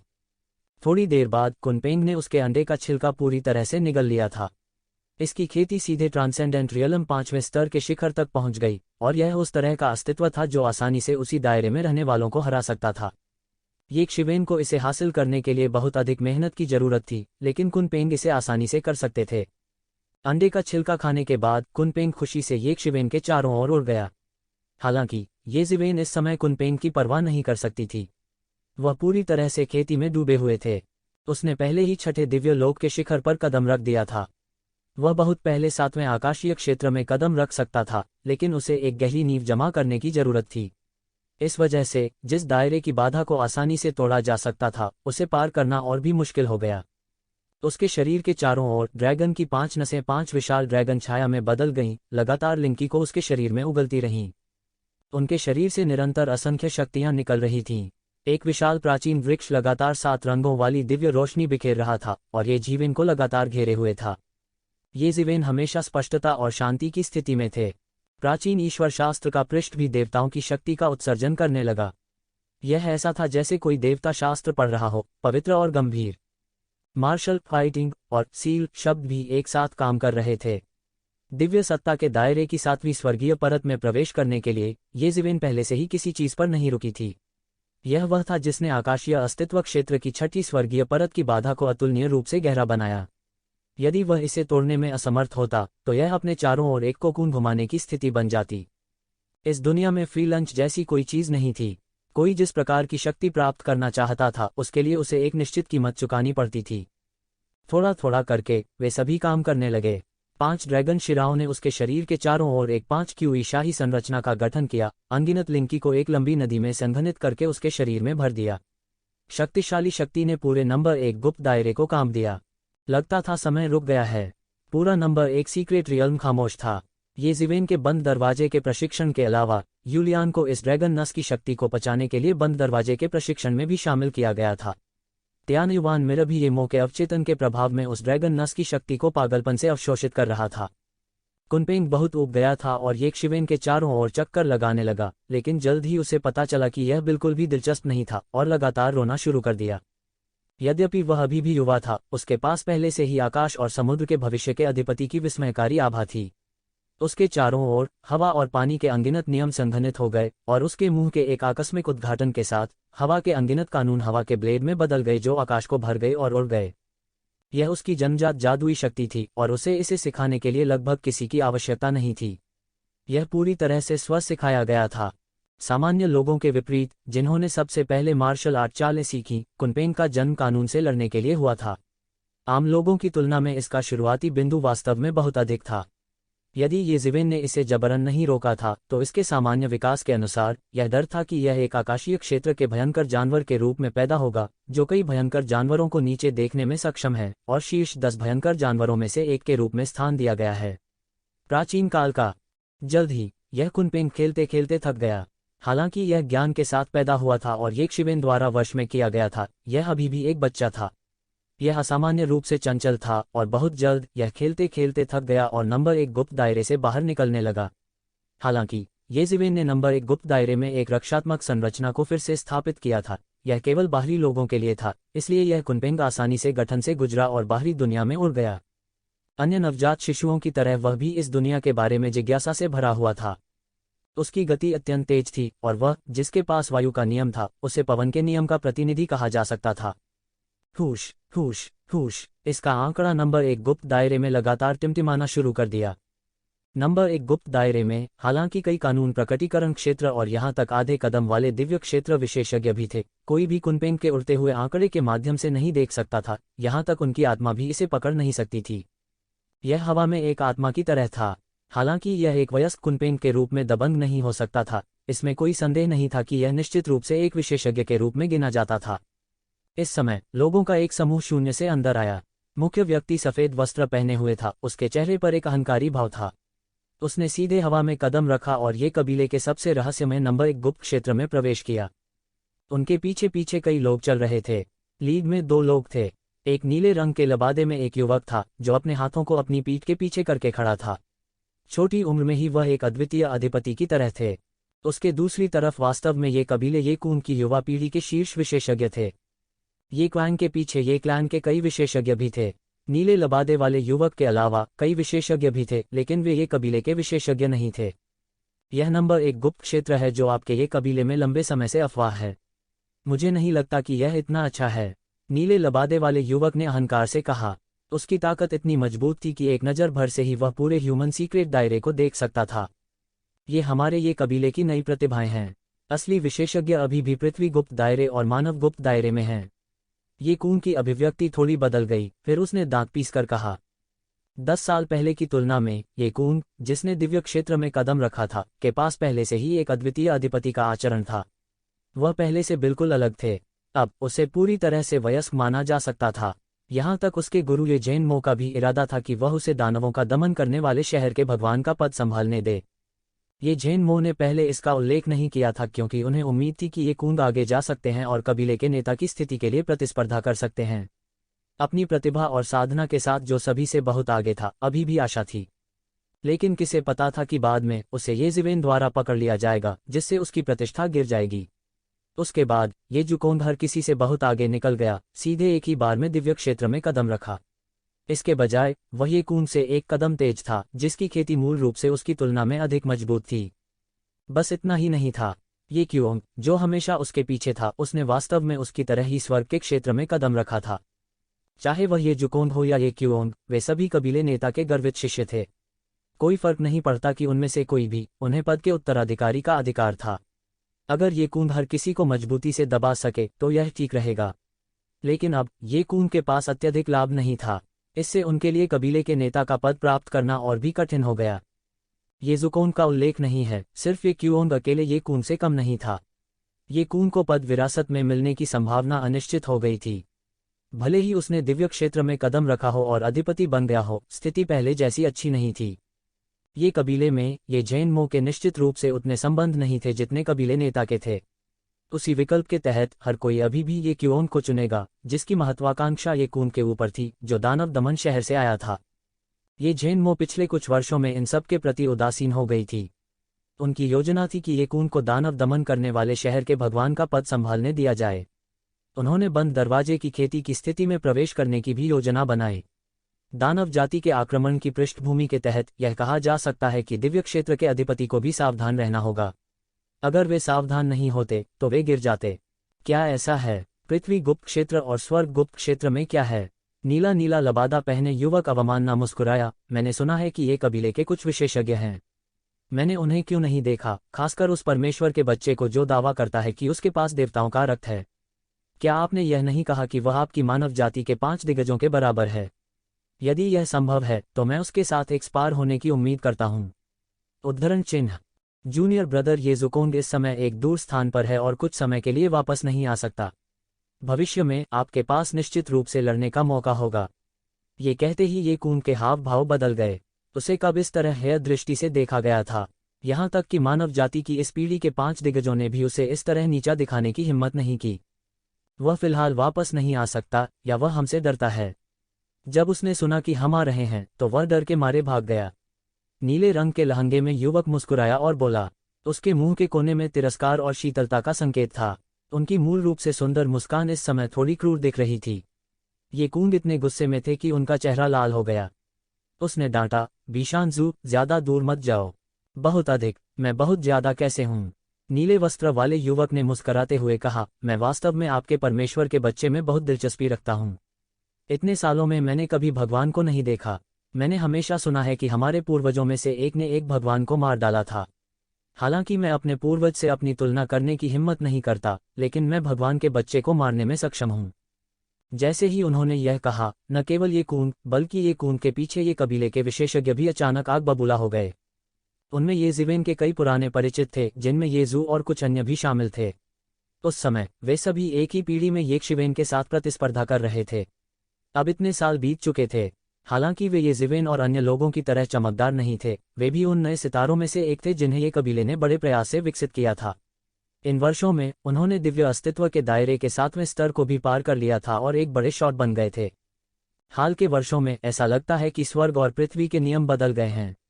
मूल रूप से बहुत से लोग दिव्य लोक के 7वें स्तर में प्रवेश नहीं कर सके। इस समय बहुत से लोग आकाशीय क्षेत्र के 7वें स्तर से अचानक टूट गए। पुरानी पीढ़ी और युवा पीढ़ी के कई लोगों ने दिव्य लोक के 7वें स्तर को पार करने के लिए इस अवसर का लाभ उठाया। क्या तुम अभी भी आश्वस्त नहीं हो? बीशिनसू ने उपहास किया और कहा, यदि आप इस दुनिया में सबसे उत्कृष्ट रक्तरेखा के बारे में बात करना चाहते हैं तो शायद भाई फैंग से बेहतर कोई नहीं है। यहाँ तक तथाकथित देवता भी कोई अपवाद नहीं है। इसी दौरान उनकी नज़र सफ़ेद लबादे वाले युवक पर पड़ी। सफ़ेद लबादे वाला युवक बस थोड़ा मुस्कुराया, थोड़ा अहंकारी, लेकिन ज़्यादा कुछ नहीं बोला। ऐसा लगता था कि उन्होंने इस तरह की तुलना का तिरस्कार किया। तुम सब बहुत जिद्दी हो। खून खराबा और न जाने क्या क्या जन्मजात स्थितियां हैं। अगर तुमने बाद में मेहनत नहीं की तो तुम्हारे जो भी खून खाने हैं वे सब बर्बाद हो जाएंगे। इन वर्षों में उजाड़ पुरातनता का पतन इससे असंबंधित नहीं है। सफ़ेद वस्त्र वाले भाई फैंग ने उदासीनता से कहा। जब ये कबीले ने यह सुना तो न केवल वे इस उचित प्रतीत होने वाले कथन से सहमत नहीं थे, बल्कि इसके विपरीत वे कुछ गुस्से में थे। ये कबीले के चेहरे पर एक जोरदार तमाचा था। उनके ये कबीले ने यह बात नहीं फैलाई कि येजुकोंग में परमेश्वर का रक्त है और वह परमेश्वर का बच्चा है। बस इस तरह की भगवान की रक्तरेखा ही बड़प्पन का प्रतीक थी। अगर वह सीधे यहाँ आते तो खून खराबा कुछ नहीं होता। अगर उसने मेहनत नहीं की होती तो वह एक साधारण व्यक्ति से भी बदतर होता। इस समय वे मदद नहीं कर सकते थे, लेकिन अपने दिल में सफ़ेद वस्त्र वाले युवक को शाप दे रहे थे। यदि आपकी पृष्ठभूमि अच्छी नहीं है तो कौन जानता है कि आप अभी मिट्टी में कहाँ खेल रहे होंगे। क्या ऐसा नहीं लगता कि जब आप यह कहते हैं तो आपकी कमर दर्द कर रही है? हालांकि उन्होंने इसे जोर से कहने की हिम्मत नहीं की। यहाँ तक ये कबीले के शीर्ष प्रतिभाओं के रूप में अपने गर्व के साथ उन्होंने इसे जोर से कहने की हिम्मत नहीं की, क्योंकि उनके सामने सफ़ेद वस्त्र वाले युवक की पहचान बहुत चौंकाने वाली थी। यह इतना चौंकाने वाला था कि यहाँ तक ये कबीले का नया आधिपत्य और बीशान कबीले का नया अद्वितीय आधिपत्य बीशानजू केवल आज्ञाकारी रूप से उनका साथ दे सकते थे। चलो चलते हैं, यहाँ कुछ भी दिलचस्प नहीं है। चलो सीधे स्वर्ग के गुप्त दायरे में चलते हैं और एक नज़र डालते हैं। इस जगह को देखने के बाद मेरे पास एक मोटा विचार है, सफ़ेद लबादे वाले युवक ने कहा। बस इतना ही। मुझे आशा है कि भाई फैंग हमें प्राचीन जंगल की वर्तमान स्थिति के बारे में अधिक बता सकते हैं। वास्तव में हम दानव जाति के खिलाफ अग्रिम पंक्ति में हैं। यदि हम गिरते हैं तो मुझे डर लगता है, ये कून ने कहा। क्या आप मुझे धमका रहे हैं? भाई फैंग ने ये कून पर ठंडी नज़र डाली और कहा, बिल्कुल नहीं। ये कून बेहोश होकर मुस्कुराए। उनका भी अपना गौरव था। इस तरह हेय दृष्टि से देखे जाने पर वह पहले से ही क्रोध से भरा हुआ था। यदि यह उसके सामने वाले व्यक्ति की पहचान के लिए नहीं होता और यदि यह बीशानजू होता तो वह पहले ही उसे पीट चुका होता। तो अब और मत कहो, मुझे पता है कि मुझे क्या कहना चाहिए, भाई फैंग ने कहा। अनजाने में भाई फैंग ने ये कून पर नज़र डाली और कहा, मैंने सुना है कि आपके ये कबीले में येजिवेन नाम का एक व्यक्ति है। ये जिवेन का नाम सुनकर ये कूंग और अन्य लोगों का रंग थोड़ा बदल गया। 10 साल बीत चुके थे। कई लोगों के लिए शायद ये परिवार के कई सदस्य धीरे धीरे उस सदमे और महिमा को भूल गए थे जो ये जिवेन ने अतीत में पैदा की थी। वे शीर्ष 100 की सूची में शीर्ष पर थे और इंपीरियल कोर्ट प्रतियोगिता के चैंपियन थे। इस युग में जहां बड़ी संख्या में प्रतिभाएं उभर रही थीं, उन्हें जल्दी ही बुला दिया गया था। बहुत से लोग अपनी धूल भरी यादों से ये जिवेन का नाम याद कर सकते हैं, लेकिन यह सिर्फ एक याद थी। उन्हें ज्यादा कुछ नहीं लगा। इस समय जब उसके साथियों ने आकाश क्षेत्र के 7वें स्तर पर कदम रखा था और उसके पूर्व विरोधियों और पराजित विरोधियों ने सभी आकाश दायरे में कदम रखा था, वह एकांत में रह रहा था और लंबे समय से उसकी बात नहीं सुनी गई थी। समय जल्द ही किसी ने उसकी ओर ध्यान नहीं दिया। हालांकि उन्होंने इंपीरियल कोर्ट हेगेमनी की चैंपियनशिप जीती थी, बहुत से लोग जानते थे कि अंत में ये जिवेन ने इंपीरियल कोर्ट के मौजूदा 5 टाइकून को हराने के लिए एक स्काई रियलम मास्टर की मदद पर भरोसा किया था। यह उनकी ताकत का प्रतिबिंब नहीं था। अगर वे वास्तव में लड़े तो ये जिवेन 5 टाइकून के लिए एक मैच नहीं हो सकता है। इसके अलावा बहुत से लोग जानते थे कि 10 साल पहले ये जिवेन दिव्य प्राणी क्षेत्र की 6ठी स्वर्गीय परत पर था। भले ही उसकी युद्ध कौशल सेलेस्टियल बीइंग रियल्म की 9वीं स्वर्गीय परत के विशेषज्ञों को उड़ा सकती है, लेकिन यह इस तथ्य को नहीं छिपा सकती है कि वह सेलेस्टियल बीइंग दायरे की 6ठी स्वर्गीय परत का योद्धा मात्र था। अब केवल 10 वर्ष ही बीते थे। यदि वह आकाश क्षेत्र के 6ठे स्तर से आकाश क्षेत्र के 9वें स्तर तक जाना चाहता है या यहां तक आकाश क्षेत्र तक जाना चाहता है, तो यह बिल्कुल असंभव था। साधना स्तर का अभाव उसका लाभ हुआ करता था, जिससे वह जल्दी से दूसरों के बराबर पहुंच जाता था। लेकिन अब यह उसका घातक नुकसान बन गया था, जिससे वह दूसरों को पकड़ने में असमर्थ हो गया था। इसके अलावा पिछले 10 वर्षों में उसकी कोई खबर नहीं आई थी, जिससे कई लोगों को लगा कि वह गिर गया है। यहां तक अगर वह एक दिन आकाश क्षेत्र में कदम रख सकता है, तो यह कई सालों बाद होगा। कम से कम कुछ समय के लिए वह सभी के द्वारा बुला दिया गया था। लेकिन अब मौजूद ये परिवार के सदस्यों के लिए यह अलग था। ज्यादातर लोगों ने ये जिवेन की किंवदंतियों के बारे में सुना था और ये जिवेन की असली ताकत नहीं देखी थी। लेकिन उन्होंने वास्तव में उस युग का अनुभव किया था जब ये शिवेन का प्रभुत्व था। उनमें से कुछ ये जिवेन के दोस्त थे, कुछ ये जिवेन के दुश्मन थे और कुछ ये जिवेन से हार गए थे। उनके लिए ये जिवेन का नाम पूरी तरह से अलग वजन और रुतबा था। भले ही पिछले 10 सालों में उनकी कोई खबर न आई हो, लेकिन किसी ने उन्हें कम आंकने की हिम्मत नहीं की। अगर ड्रैगन की 17 नसों का पूरा उपयोग किया जाता तो एक शिवेन किस हद तक सुधार कर सकता था, यह बिल्कुल अकल्पनीय था। खासकर ये कूंग 10 साल पहले ये जिवेन द्वारा पकड़े जाने की बात एक शर्म की बात बन गई थी कि वह इस जीवन में धो नहीं सका। भले ही उसने आकाश के दायरे में कदम रखा हो, फिर भी वह वैसा ही था।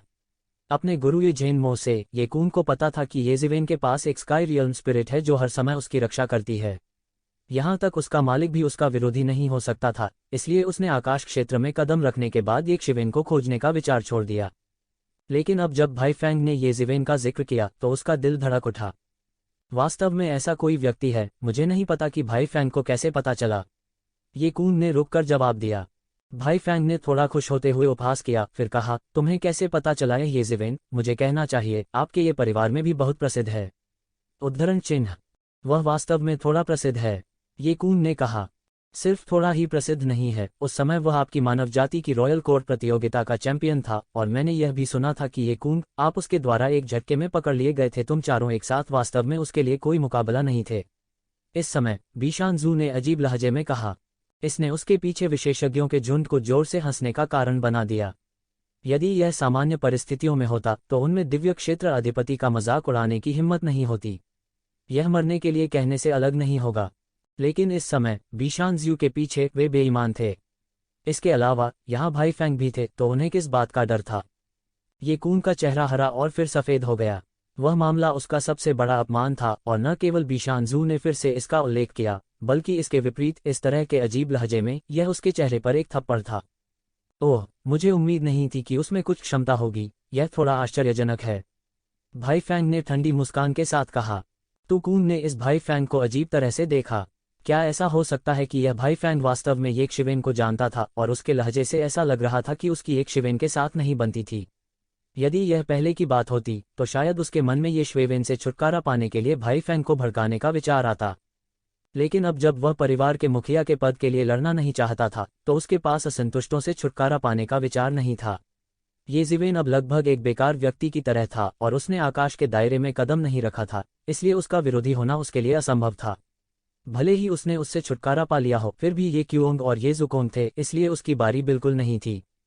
इसके अलावा यह मामला ये परिवार के चेहरे से जुड़ा था, इसलिए उनका रवैया स्वाभाविक रूप से अलग था। मुझे नहीं पता कि वह अब कहाँ है, मुझे मत बताओ कि वह भी एक दूर स्थान पर है, वरना मैं तुम्हारे साथ बाहर हो जाऊंगा। भाई फैंग ने ठंडेपन से कहा और उनके स्वर में एक जंगली आभा थी। बिल्कुल नहीं, यह बस इतना ही है। ये कून ने इस भाई फैंग को एक बदसूरत अभिव्यक्ति के साथ देखा। क्या यह भाई फैंग पासा पलटना चाहते थे? मुझे वहां ले आओ, मैं अब ये ज़िवेन देखना चाहता हूं, वह कौन है? भाई फैंग ने उदासीनता से कहा, मैं आपको सच बता सकता हूं, इस बार मैं ये शीवेन को देखने आया था, अन्यथा मुझे आपके ये परिवार से मिलने में दिलचस्पी क्यों होगी? भाई फैंग के ये शब्द मजबूत आत्मविश्वास से भरे हुए थे। ये परिवार का उल्लेख नहीं है, उन्होंने मानव जाति की भी परवाह नहीं की, इसलिए इस समय उन्होंने स्वाभाविक रूप से विनम्रता से बात नहीं की।